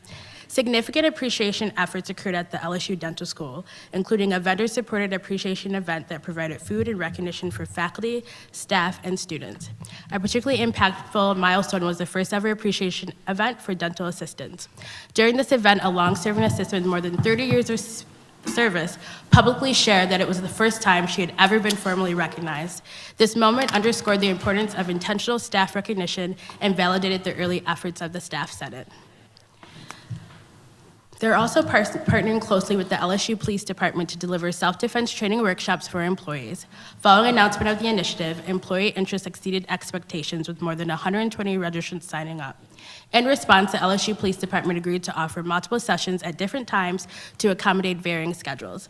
The Wellness Committee and Retention Committee are actively working with Human Resources to identify advocacy priorities, improve staff engagement, and address retention concerns. These efforts are particularly important as they continue to grow and evolve as an organization. LSU units. Joining the Office of Student Affairs and the Nursing Department this Friday, April 24th, the inaugural Wellness Fair will be held at 11 to 1. The event provides a vital opportunity for students, faculty, and staff to connect with local health resources while supporting our nursing students. In tandem with these health initiatives, the mobile market has become a regular fixture of campus life, ensuring our students, employees, and local community members have consistent access to fresh food at sustainable prices. The LSU East Staff Senate is proud to announce the Spring 2026 Scholarship winners. This semester, recipients are Albert Hayes, an LSU UNIS employee in the Ladue Library, and Allison Wills, daughter of LSU employee Jeff Willis. These awards underscore Staff Senate's commitment to supporting the educational goals of our dedicated staff and their families. We couldn't do this without our community, both on and off campus, taking part in local staples like the UNIS Chamber Etouffee Cook-Off. Isn't just fun, it's about it's absolutely vital. The funds raised are the fuel that keeps this project moving forward. The Faculty and Staff Appreciation event hosted by the LSU Chancellor's Office and LSUE Foundation will be Friday, May 1st. This evening is dedicated to bringing our past and future by honoring the legacies of retirees, celebrating the loyalty of our growth-driven staff, and rewarding the excellence of those who exceeded expectations this year. The LSUE Student Government presented Bengal Bash. This event invited the campus community to gather for an afternoon of crawfish, sweets, and music. It served as a premier opportunity for building lasting connections through games and fellowship, further strengthening the vibrant social framework of our campus. LSUE Student Government also held elections, and they wished them the best in the upcoming year. Additionally, they extend a hearty congratulations to Regan Lyles on being crowned Miss LSUE 2026, representing the spirit and excellence of the student body. LSU Shreveport reported an especially active period marked by institutional growth, expanded by staff engagement, professional development, and community responsiveness. In April, they held its staff senate elections, resulting in a significant expansion of representation due to increased staffing levels. The staff senate now consists of 14 unclassified senators and 5 classified senators, reflecting the campus's continued growth and the rising interest among staff in shared governance. A staff senator fundraiser held on March 24th at Frank's Pizza generated more than $400 in proceeds, representing the most successful fundraising effort that the Staff Senate had achieved to date. Funds will support staff initiatives, recognition events, and programming.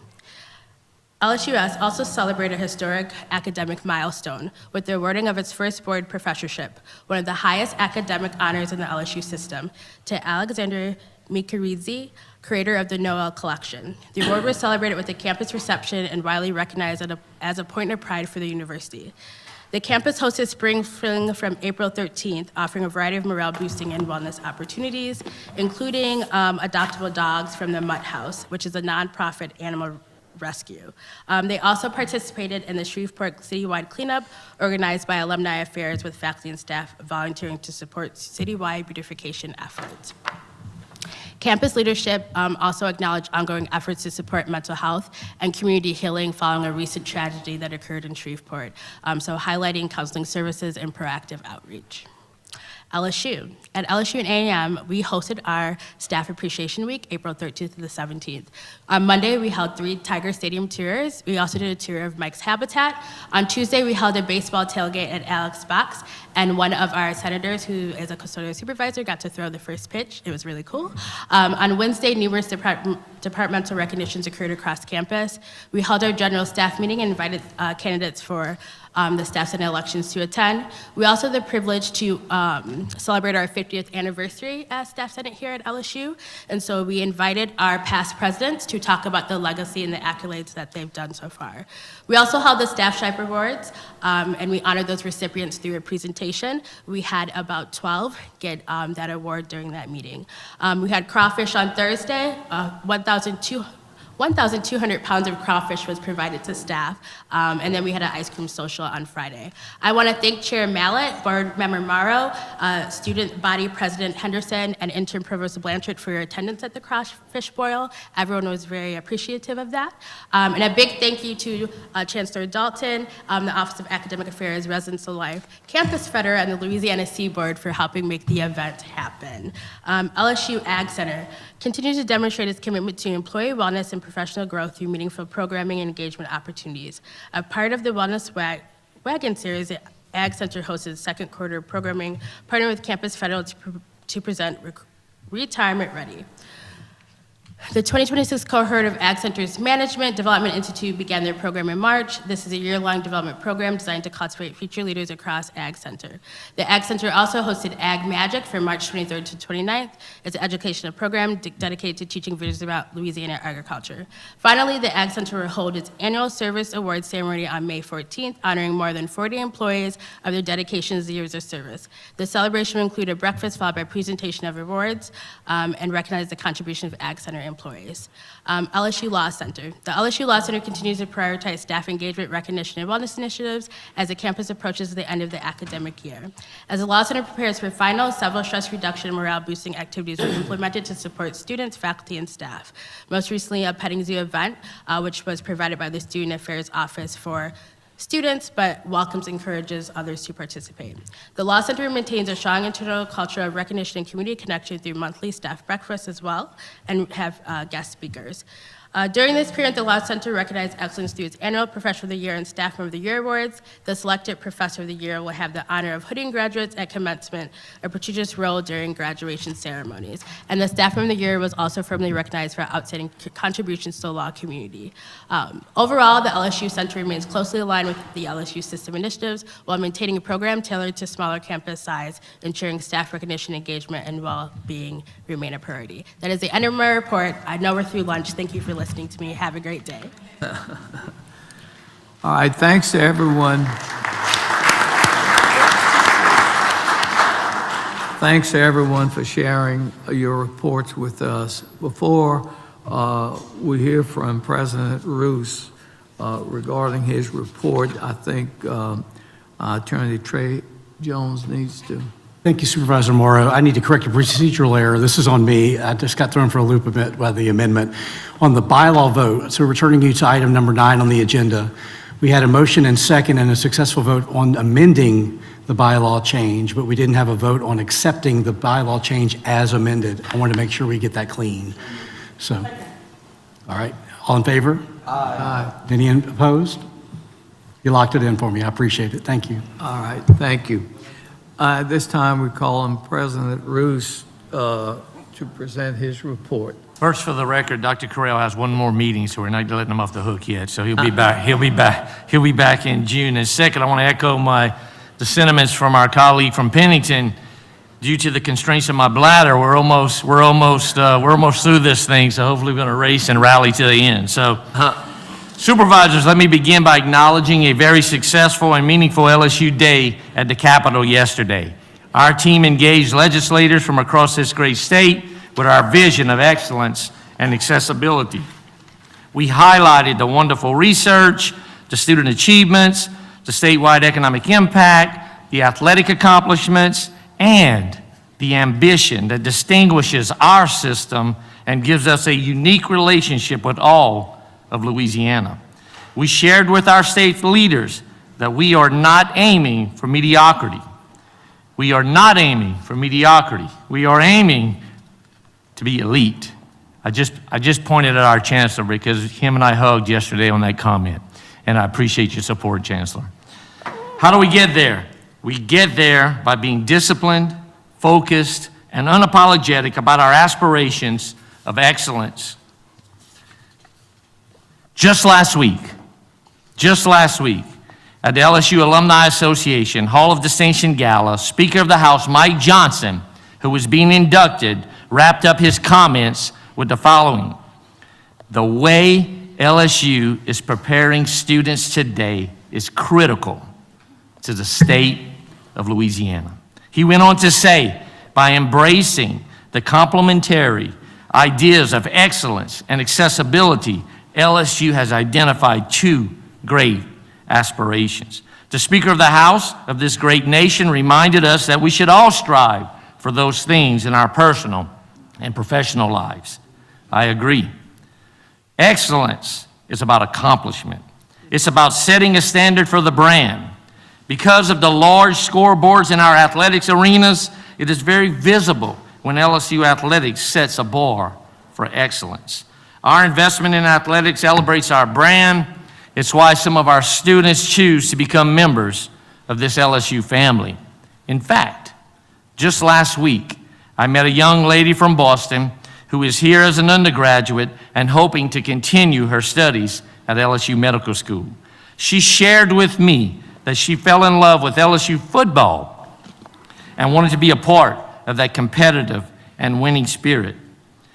It was a little reminder to me that once we get them in the doors, we need to make certain that their academic experience is also elite. Mark my word, we will get there. Our flagship campus will become a top 50 research institution, which will assist in elevating all of our campuses in our LSU family. And we can do so while being accessible. We remain 100% committed to being accessible to all of Louisiana and anyone who wants to be a part of this amazing LSU enterprise. We stand here with our arms and our doors wide open with a message that everyone's dreams can become a reality at LSU. Our regional institutions are leading the country in enrollment growth and market-driven curriculum.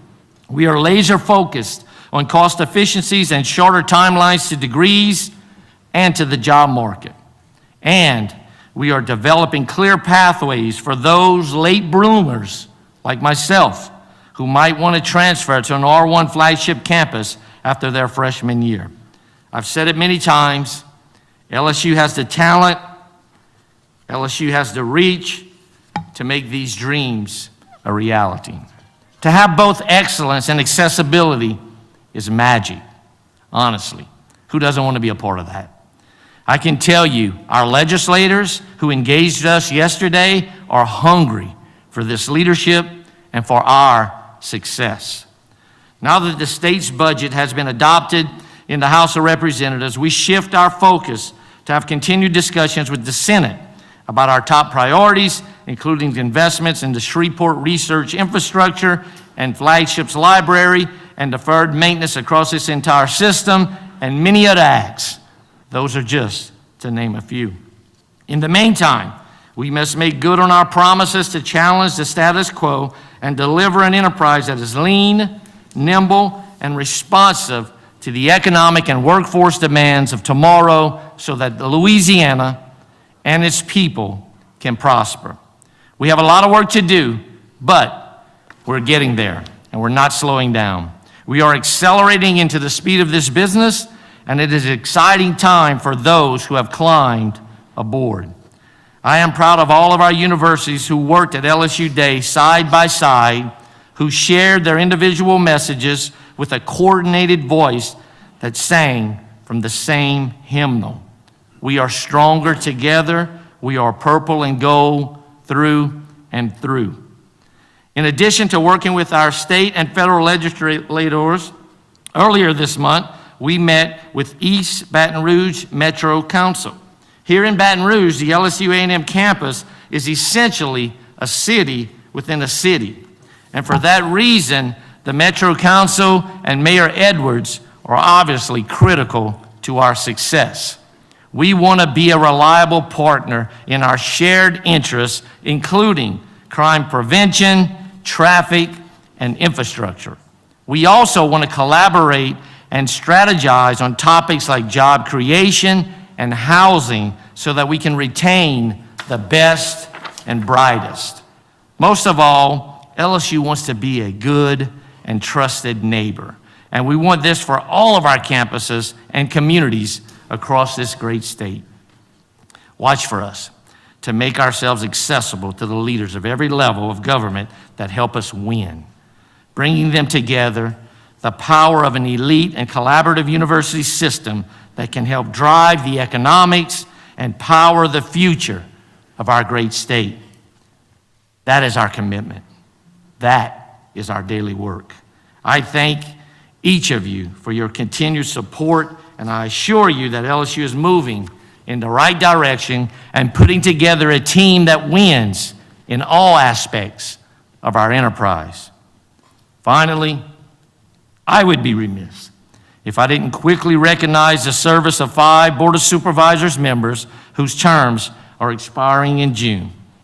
Student Body President LeVar Henderson, Lori Lipsy Arison, Randy Morris, Collis Temple Jr., and Patrick Morrow. Each of you have brought your individual gifts and wisdom to this job. And we all know it's a job. We are so thankful for your time and effort and can never thank you enough. To our student LeVar, I know you've had a very rich experience as a board member, and we've benefited tremendously from your input and perspective. But now is the time that the world gets to benefit from you as a product of LSU. We are so proud of you. Good luck in your future endeavors, and always remember, forever LSU. I know we'll be doing additional recognitions later in this meeting, because I'd like to talk about each one of those members, but given where we are in a time, and I know we have, I don't want to rain on that parade and steal the thunder from those speakers. So for now, I will conclude my remarks as I always do. Go Bengals, go Generals, go Pilots, soon to be go Privateers, and of course, go Tigers. Thank you, President Roos. Before I turn it back over to Chairman Mallard, I'd like to make a few comments myself. First of all, I want to thank Chairman Mallard for giving me the opportunity to serve as honorary chairman of the LSU Board of Supervisors. I want to express my appreciation to LSU and to its great staff for assisting me in performing my job over the last 6 years as a member of the LSU Board of Supervisors. My 3 children graduated from LSU, as well as 4 of my grandchildren. I have 2 of my grandchildren enrolled here in LSU at this time. Both my wife, Miss Alice, and I graduated from LSU. During my time on the board, I have come to realize and appreciate the enormous complexities of the LSU system. I'm most appreciative of the great staff of the Board of Supervisors, particularly Ms. Nicole Maryland and Ms. Monique Kane. Ms. Maryland has always kept me informed as to all of the upcoming events at LSU, which are many. For that, I will always appreciate you, Ms. Maryland. Ms. Monique Kane, our Executive Director, you have assisted me tremendously. Whenever I had a question or needed assistance, you were always there. For that, Monique, I am truly grateful. One of my most touching moments as being a member of the LSU Board of Supervisors was to award diplomas to my grandchildren upon their graduation from LSU. Since I've been on the board, I have been involved in several positive staff changes here at the university, including the hiring of President Roos and his staff, many coaches and their assistants, as well as Mr. Verge Osbury, our Director of Athletics. To my fellow board members, thank you so much for your friendship and your assistance in moving LSU forward to become one of the country's most elite institutions. Thank you. Although I'm exiting the board, I plan to stay actively involved in assisting students and moving LSU forward in every way possible. In conclusion, I would like to thank my family for allowing me to become involved in the day-to-day operations of the university, which meant time away from my family, but time well spent.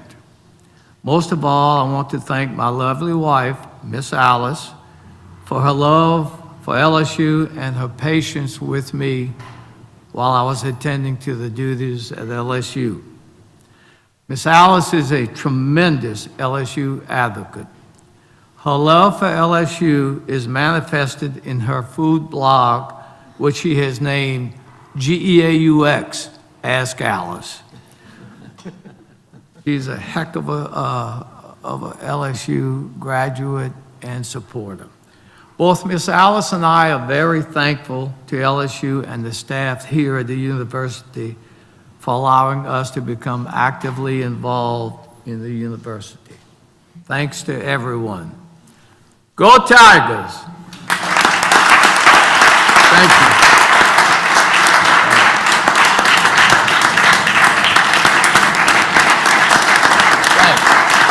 Thank you, everyone. Appreciate it.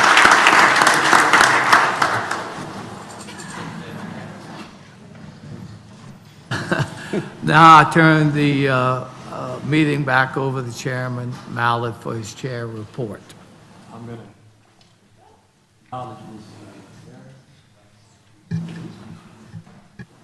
Thank you, Chairman Mallett, and I will be quick. I know we're on a time crunch.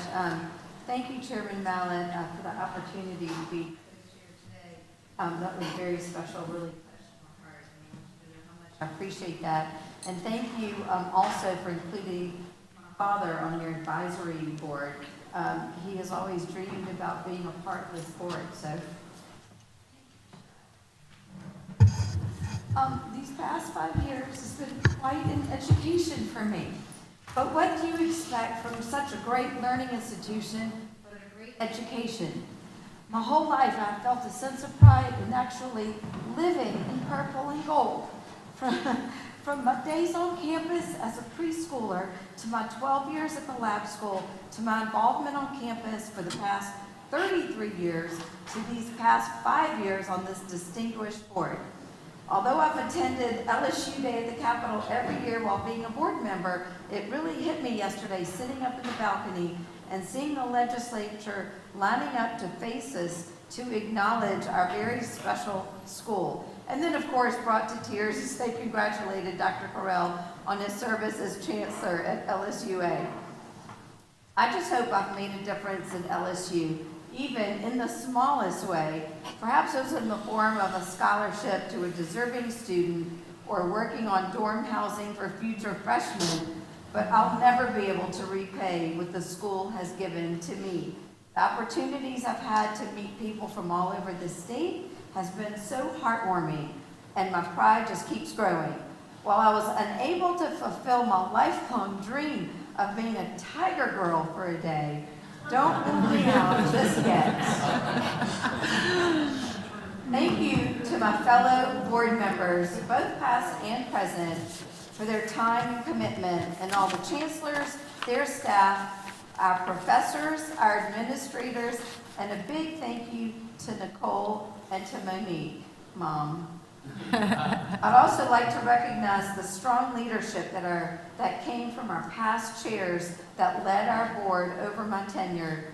Robert Damp, Ramey, Valencia, Jimmy Woods, Scott, and now Lee, and of course James, who was chair right before I joined the board.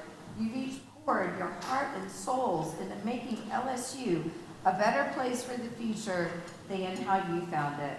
And under the capable hands and leadership of Dr. Roos and Dr. Dalton, we will keep moving forward in the most positive way. You both bring a contagious energy and enthusiasm that make a great team, and I hope to continue to celebrate your successes along your journey.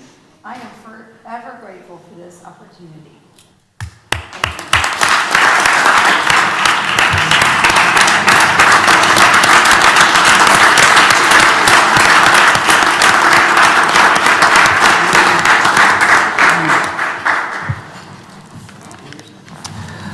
Thank you, Chairman Mallett. I don't think I need this, but this has been truly the honor and experience of a lifetime for me.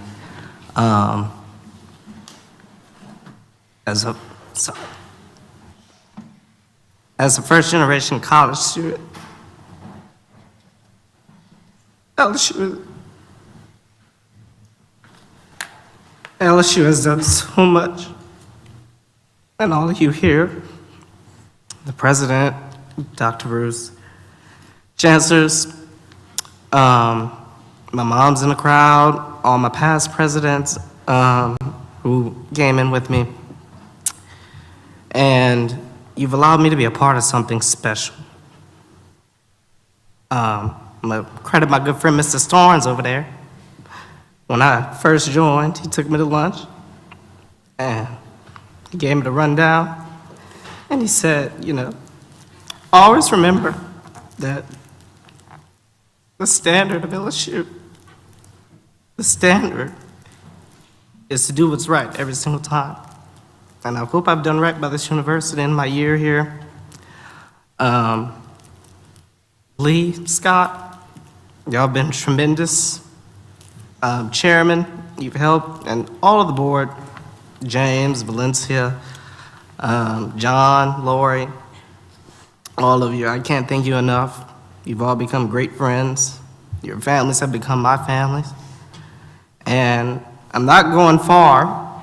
I'll still be around, but it's been a great ride. It's been a wild ride. I appreciate all of you. I love all of you. Go Tigers and forever LSU.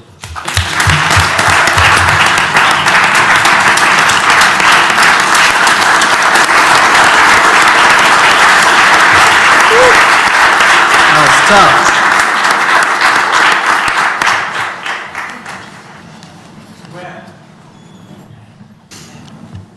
I want to thank everybody that came today. First I'd like to say that this board is really risen to the occasion. I've been on here a long time, but this group is very special. The 3 that are leaving, or 5 that are leaving, have done a great job. One thing about this board, they understand governance, they understand management, and that's why the alignment is so strong right now. One thing about this board, they engaged, and that's what I want to talk about today. Over the past several weeks, this board has continued to demonstrate a high level of engagement across the LSU system and throughout the state. Our supervisors have remained present, visible, and actively supportive of our campuses, our students, and our mission. In March, Supervisor Bonial spent time with LSU Health New Orleans leadership and the foundation advancing discussions related to our National Cancer Institute priorities. Supervisor Alvindia, I'm saying that wrong. But anyway, Morris, Henderson, Starnes, Temple, and Zuklock were all present supporting women's basketball during tournament play at the PMAC, with Supervisor Morris also traveling to the Sweet 16. Supervisor Moran checked on an injured student at LSU Health Shreveport and was inducted into the ODK. Supervisor Ballard was recognized by the Tulane Alumni Association and with the Dermot McClinchy Lifetime Achievement Award and is now serving as chairman of the Louisiana Association of Business and Industry. Supervisor Ballard has also actively supported and attended gymnastic meets as well. During the legislative session, I have been working alongside Supervisor Starnes and Henderson in continued support of LSU, and Supervisor Starnes has also maintained a strong presence at baseball and gymnastic events. Supervisor Starnes is also inducted into the ODK. We also have strong representation in several key events. I joined Supervisors Condos and Henderson for the Key Gal Servant Leader of the Year Award presentation and recognition of Flo J. Johnson. Supervisor Henderson represented the board at LSU Pro Day, and Supervisor Bonia attended the Board of Regents meeting at the Governor's Prayer Breakfast, and we were represented by Supervisor Alvindia. Dang, I'm gonna get that right. You got it right. I got it right. You said it right. Okay. Bonial, Henderson, Starnes, and myself. Supervisor Alvindia also represented the board at the LSU A&M ROTC ball and later visited LSU Shreveport for a tour. Now let's stop right there. What does that say about this board? You know, a lot of people think we just come here to a meeting. These people work hard for this school and this state. This is just a prime example that goes on all the time. And I don't think people realize what they do. They take time out of their lives. They just really need a lot of recognition for what they do, folks. So let's continue. In April, it continued. We hosted an athletic director reception in honor of Verge Osbury, alongside chairs James Williams, Jimmy Woods, and myself. Not to vote you. You were there, weren't you? Yeah. Alvin Dia. You were there too. Okay, hold on, let me keep going. Wait a minute. Aronson, Condos, Ballard, Morris, Henderson, Starnes, Temple. It was a great reception, and the support for Verge from this board was equivalently great. They all showed up, we all went down there, and he earned it and he deserved it. But the board recognizes people that perform at LSU, and that's a prime example of how this board is aligned and how they're engaged. We then went to the legislative reception at the governor's mansion and saw strong participation from the board, including myself, Supervisor Alvendia, Condos, Bonio, Ballard, Jones, Morris, Morrow, Henderson, Starnes, Temple, Williams, and Zuglaug, reflecting our continued commitment to building meaningful relationships with our state legislators. We also represented the LSU A&M Staff Appreciation Crawfish Ball by the chairman, Supervisor Morrow, and Supervisor Henderson. At the LSU Alumni Hall of Distinction, the chairman was joined by Supervisor Alvendia, Ballard, Bonio, Henderson, and Zuglaug. Folks, it's amazing how much they do, isn't it? I've been here a long time, and I've never seen this board, anybody talk about what this board does outside of this meeting. And I'm proud to say that I serve with them.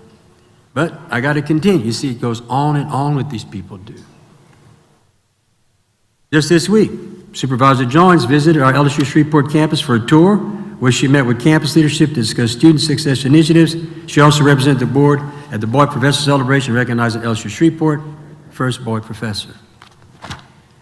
This level of engagement matters. It strengthens relationship, increases our visibility, ensures that we remain connected to the work across the system. Now at this time, I want to recognize any supervisor briefly share highlights from the recent engagement if you'd like. Apparently not. I'll continue on. I want the world to know we have committee assignments. The Executive Committee is chaired by me, with Supervisor Conway serving as Vice Chair. The Academic Committee is chaired by Supervisor Jones and Supervisor Henderson serving as Vice Chair. The Research and Agriculture Extension Committee is chaired by Supervisor Starnes and Supervisor Kondo serving as Vice Chair. The Athletic Committee is chaired by Supervisor Zuglaug, with Supervisor Kondo serving as Vice Chair.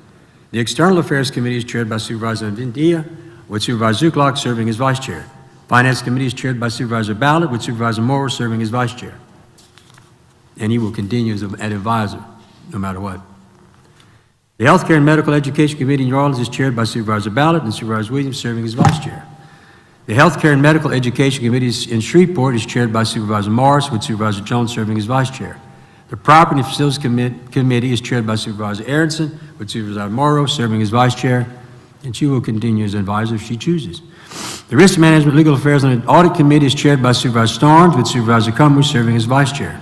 The Title IX Civil Rights and Engagement Committee is chaired by Supervisor Williams, with Supervisor Morris serving as Vice Chair.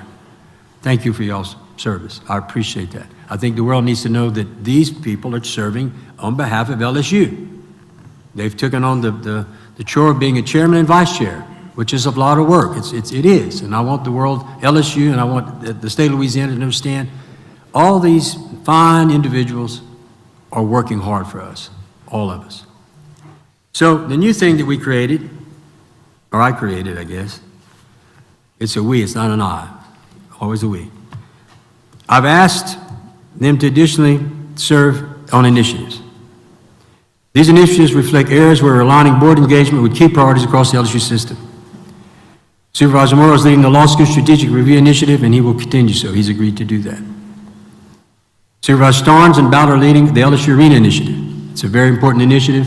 It will be a change agent for LSU once we complete that task. Supervisor Aronson and Boney are leading the University Laboratory School Initiative. Who's more fitted to stay as an advisor and help us with that than Ms. Aronson? Supervisor Boney is leading the National Cancer Institute Initiative. And it's close to her heart, and is working with Dr. Gusick very closely in trying to get that done. If we pull that off, it would be the biggest economic boom we could bring to Louisiana. Supervisor Morris is leading the Shreveport Healthcare Excellence Initiative. Supervisor Bowles is leading the New Orleans Healthcare Excellence Initiative. You notice we're not forgetting anybody. We're trying to make sure we stay all one. Supervisor Moran is leading the North Louisiana Regional Strategy Outreach Initiative. That would be Eunice. Supervisor Mendia, Temple, and Williams are leading the Athletics Facilities and Fan Experience Initiative. Athletics are important, and I think that's something that we need to continue to support. Supervisor Henderson and Williams are leading the LSU Systems Academics Initiative. Supervisor Moore is leading the LSU Eunice Acadiana Workforce Initiative. Supervisor Medea is leading the University of New Orleans Initiative. Supervisor Jones is leading the LSU Alexandria Strategic Initiative. What all this reflects is a board that is engaged, organized, and actively supporting LSU at every level. And I want to thank each supervisor for their continued leadership and for the role you're playing in moving this institution forward. The other thing that was created is the chairman's advisors. I think it was past time to bring in people with a lot of history and knowledge who supported this university over the years. We just passed the bylaw. In addition, I'm pleased to announce the appointment of 4 out of the 5 chairman advisors who will serve 1-year terms and provide valuable perspective and support to work in this board. And they will sit right there. They're important. Their advice is important. At least I think so, and I hope the board agrees with me. If they didn't, they wouldn't have voted them in, I hope. Now, these individuals bring a depth of experience, leadership, and institutional knowledge that will be an asset to our continued progress. Past Chair Jimmy Woods, Past Chair Roger Ogden, Mr. Richard Lipsey, Mr. Clarence Casalot have all agreed to serve in these advisory roles, and we're grateful for their willingness to continue contributing to LSU in this capacity. Now, I changed it to 5. I want to announce that Jeff Jenkins will be the other advisor, another big supporter, another person involved in helping us on an advisory capacity. I would like to recognize our supervisors that have terms expiring in June, our system student body presidents, and our law graduate students. First, I will ask Supervisor Henderson to recognize the student supervisors for our system. Thank you, Chairman Mallett. I have a resolution ready for the student body presidents who served. Am I doing it right? Am I right? Wait, setting, I'm right? Oh, I thought you Go was. ahead, recognize. Yeah, okay. So, whereas the Board of Supervisors of Louisiana State University and Agricultural and Mechanical College recognizes and celebrates the outstanding achievements of the student body presidents and student governance organizations across the LSU system during the 2025-2026 academic year. And whereas Sophia Scully, a junior from Ville Platte, Louisiana, serves as the LSU Alexandria president, and whereas LSU Alexandria SGA extended campus library hours to better support student academic success, demonstrating a commitment to removing barriers and enhancing the academic environment for all students.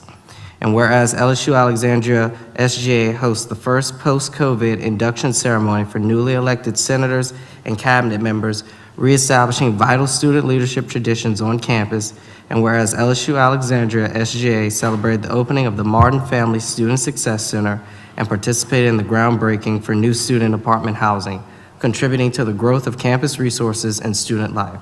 And whereas Sophia Scully is currently serving as the interim secretary for the Council of Student Body Presidents and as a member of the search committee for LSUA's next chancellor, reflecting exceptional leadership beyond campus boundaries. And whereas Luke Rupert, a sophomore from Iota, Louisiana, serves as the LSU Eunice president, and whereas LSU Eunice SGA strengthened community ties through active participation in local festivals, parades, and the annual Trunk or Treat event, building meaningful relationships between the campus and surrounding community. And whereas LSU Eunice SGA fosters student engagement and school spirit through dynamic campus programming, including collaboration with the campus activities boards, the Miss LSU East Scholarship Pageant, and Bingo Bash, a celebration of Louisiana culture. And whereas LSU Eunice SGA facilitated meaningful student dialogue on timely higher education topics, including the growing impact of artificial intelligence, preparing students for the challenges shaping their academic and professional futures. And whereas LSU Eunice SGA allocated funding through the legislative process to multiple student organizations, empowering them to pursue their initiatives and contributing to a more vibrant campus community. And whereas Devesh Sarda, a senior from Shreveport, Louisiana, serves as the LSU Shreveport president, and whereas LSU Shreveport SGA established the Talk to SGA initiative, a regular tabling program in which executives and senators go directly to students to listen to their needs and concerns, exemplifying responsive and accessible student governance. And whereas LSU Shreveport SGA worked with campus administration to establish a multi-faith prayer and meditation room, ensuring that students of all faith have a dedicated space for spirituality and reflection on campus. And whereas LSU Shreveport SGA hosted the inaugural Longest Table event, fostering cross-discipline community and conversation while also representing students' needs in the Hub Design Committee and the campus-wide Quality Enhancement Plan Committee for University Accreditation. And whereas LSU Shreveport SGA restructured its own organization to expand student representation, implemented free color printing for all students in partnership with Campus IT, and consistently advocated for student interest before the Board of Regents, the LSU System Planning Council, and the Council of Student Body Presidents. And whereas Devesh Sarda serves as a student member for the Louisiana Board of Regents, reflecting exceptional leadership that impacts all students across Louisiana.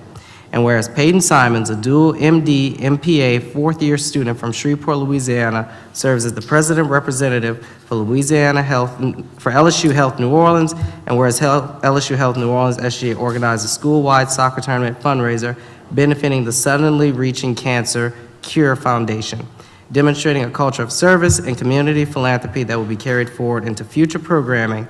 And whereas LSU Health New Orleans SGA supported Camp Tiger, a week-long summer camp serving children with disabilities, reflecting the institution's deep commitment to health, service, and the community it serves. Whereas LSU Health New Orleans SGA actively promoted campus wellness programs encompassing fitness initiatives and mental health resources, prioritizing the holistic well-being of the student body. And whereas Macy Maddox, a third-year medical student from Sulphur, Louisiana, serves as the president representative for LSU Health Shreveport, and whereas LSU Health Shreveport Executive Council President created a centralized student organization portal providing all students with easy access to campus organization signups, contacts, and key campus resources, along with a shared campus-wide events calendar and a weekly newsletter to streamline communications and reduce inbox burden. And whereas LSU Health Shreveport Executive Council President oversaw the annual Cadaver Ball, implemented a monthly check-in structure with all 70 Executive Council members, and delivered an address to incoming first-year medical students on navigating medical school, strengthening community and continuity within the institution. And whereas LSU Health Shreveport Executive Council President initiated student access to campus cash for the use at the bookstore and cafeteria, and collaborated with administration to develop residency guides through each medical school interest group, directly supporting student preparation for their professional futures.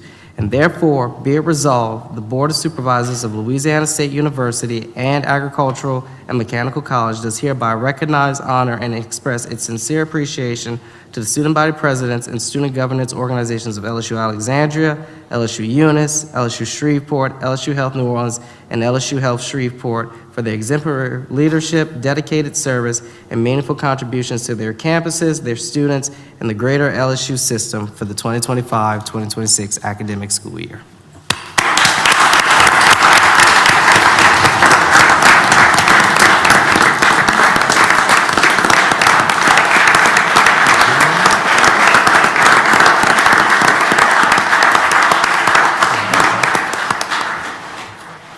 Take a picture.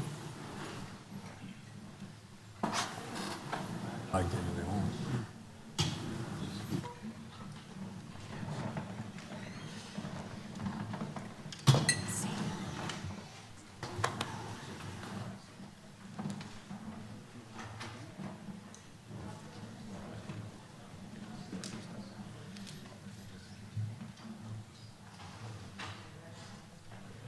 Guess we're all going.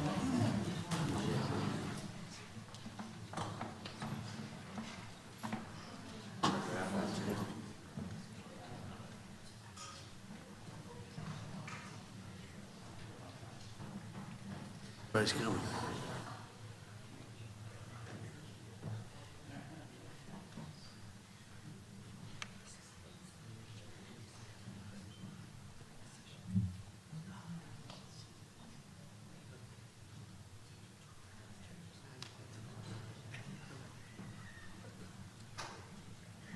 All right. Is everyone?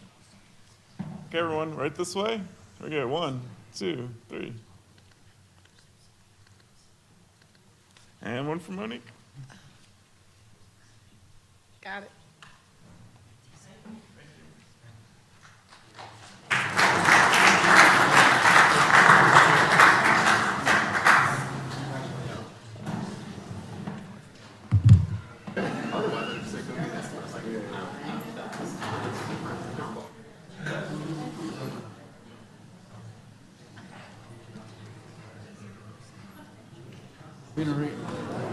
Resolution next?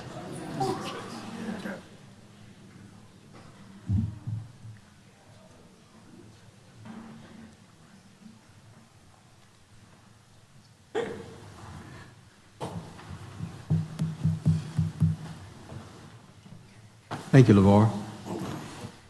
I'd like Supervisor Alvendia to read Supervisor LeVar Henderson's resolution. Right. As you all know, LeVar Henderson has been our student Board of Supervisor member. LeVar, hearing you talk earlier, let me just say on behalf of the whole board here, everybody, you did do right by LSU. And your family's proud of you, we're proud of you. And we've enjoyed working through all the challenges this year, and we've also enjoyed the fellowship that we had with you. And we know you're going to, sky's the limit for you in the future. And we're so proud and excited to see what the future holds for you. So now let me read our formal board resolution to put you into history. Whereas Mr. LeVar Henderson is a native Houma, Louisiana, a resident of Houma, Louisiana, currently completing his undergraduate studies at Louisiana University, Agriculture Mechanical College as a senior majoring in mass communications. And whereas Mr. Henderson helped lead a restructuring and consolidation of student government roles to improve efficiency, accessibility, and student engagement, making it easier for students to get involved and navigate student government. And whereas Mr. Henderson established LSU's first student government AI task force, focused on adapting the LSU academic and institutional policies to the rise of artificial intelligence, positioning LSU as a forward-thinking and proactive in emerging technology. Whereas Mr. Henderson spearheaded the Tiger Lounge Student Tailgate Initiative, first of its kind in the nation, collaborating amongst the LSU Board of Supervisors, the Tiger Athletic Foundation, LSU Dining, and Auxiliary Services to create a safe, student-centered tailgate space offering food, cooling areas, and a more inclusive and welcoming game day experience, demonstrating his ability to unite multiple university stakeholders around a shared vision for student life. And whereas Mr. Henderson was elected by his fellow LSU campus student body president peers, through the Council of Student Body Presidents to serve as a student member to the LSU Board of Supervisors, a testament to the trust and confidence placed in him by student leaders across the entire LSU system. And whereas in his capacity as student member of the Board of Supervisors, Mr. Henderson has served with distinction as the voice of LSU student body at the highest level of institutional governance, consistently advocating for student interests, priorities, and concerns before the full board. And whereas Mr. Henderson participated in consequential board actions, including the appointment of Wade Roos as president of Louisiana State University System, the appointment of James Jim Dalton as executive vice president and chancellor of LSU Agriculture and Mechanical College, and supported the decision of hiring the head football coach Lane Kiffin and head basketball coach Will Wade, decisions that will shape the trajectory for LSU for years to come. Whereas Mr. Henderson served on the committee overseeing the reintegration of the University of New Orleans into the LSU system, contributing the student perspective to one of the most consequential structural decisions in the LSU system's recent history, and helping to ensure that student interests were represented through the entire process. And whereas the LSU Board of Supervisors desires to formally recognize the exemplary service, leadership, and contributions of Mr. Henderson, and to confer upon him a fitting honor in acknowledgement of his distinguished record of service to the students of LSU and to this board. And be it further resolved that in recognition of his outstanding service and in tribute to his distinguished record of leadership, Mr. Henderson is hereby conferred the honorary distinction of honorary chair, with all honors, courtesies, and recognition pertaining thereto, as a reflection of the deep appreciation and admiration held by the members of the LSU Board of Supervisors. And therefore, be it resolved that the Board of Supervisors of LSU of Louisiana State University and Agriculture and Mechanical College does hereby recognize and honor Mr. LeVar Henderson for his exceptional service as student body president of Louisiana State University and as student member of this board, and does hereby express its sincere gratitude for his dedication, his advocacy on behalf of all LSU students, and his meaningful contributions to the governance and advancement of the LSU system. Please join me in a round of applause for everything that Mr. LeVar Henderson has done.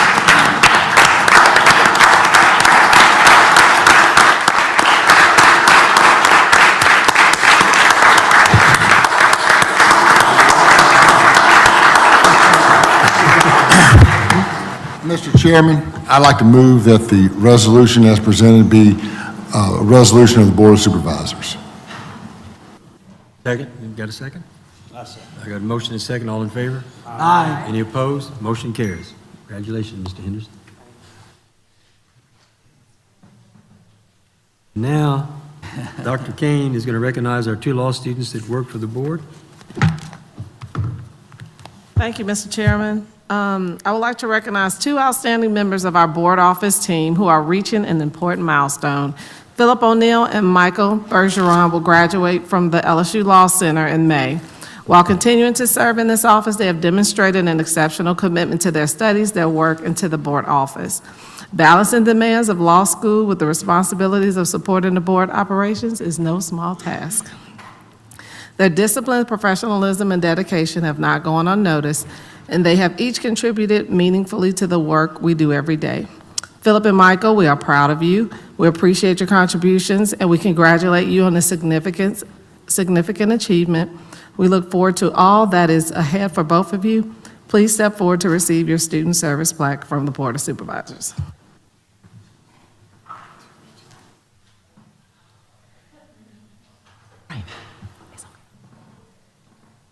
Oh, we're ready to go. Thank you, Ms. Kane.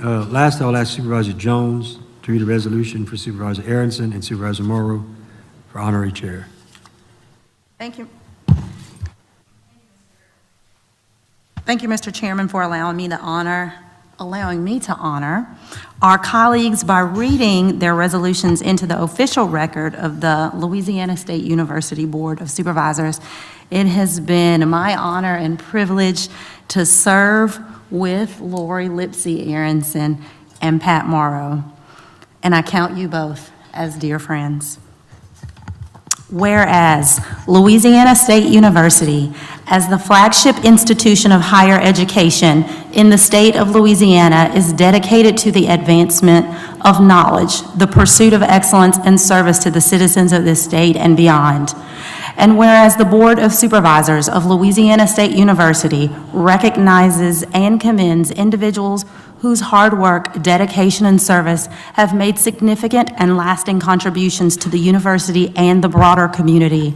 And whereas it is both appropriate and customary to honor those whose achievements and commitment exemplify the highest ideals of the university.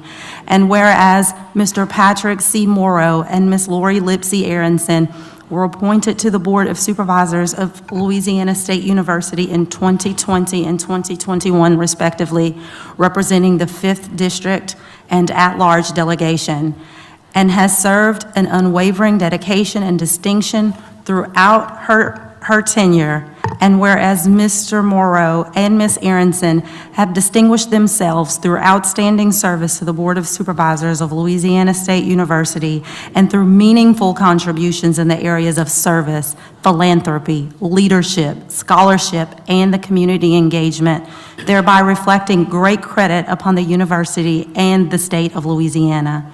And whereas during their tenure on the board, the LSU system has experienced historic milestones and has been an integral part of the governance decisions that have shaped these achievements, and whereas Mr. Morrow and Ms. Aronson have demonstrated exceptional commitment to the students, faculty, and staff of the LSU system, consistently prioritizing the best interests of the university and the citizens of Louisiana in every decision brought before this board.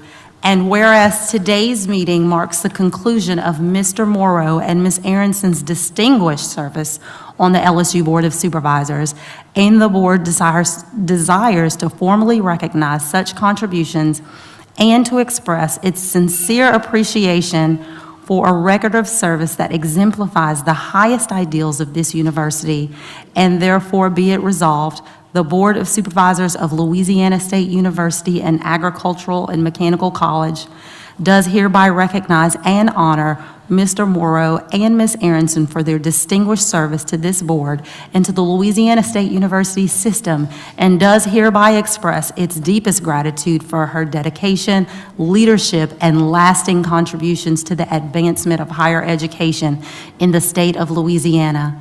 And be it further resolved that in recognition of these contributions and in honor of this final meeting, Mr. Morrow and Ms. Aronson are hereby conferred the honorary distinction of honorary chair with all honors, courtesies, and recognition pertaining thereto as a tribute to her exceptional service and as a reflection of the deep appreciation and admiration held by the members of this board.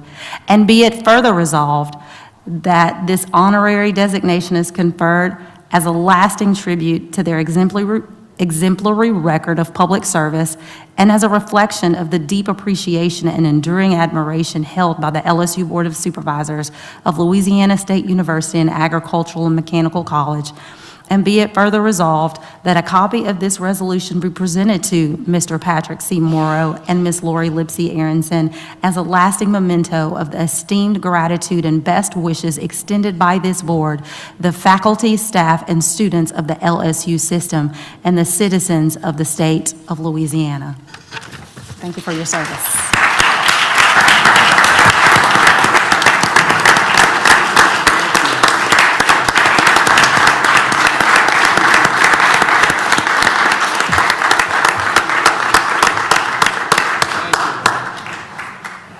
Mr. Jones, do we have a quorum? At the moment, sir, we do not have a quorum. I would move for adoption, but I noticed the lack of quorum. We'll do it, and we'll do it again at the next meeting.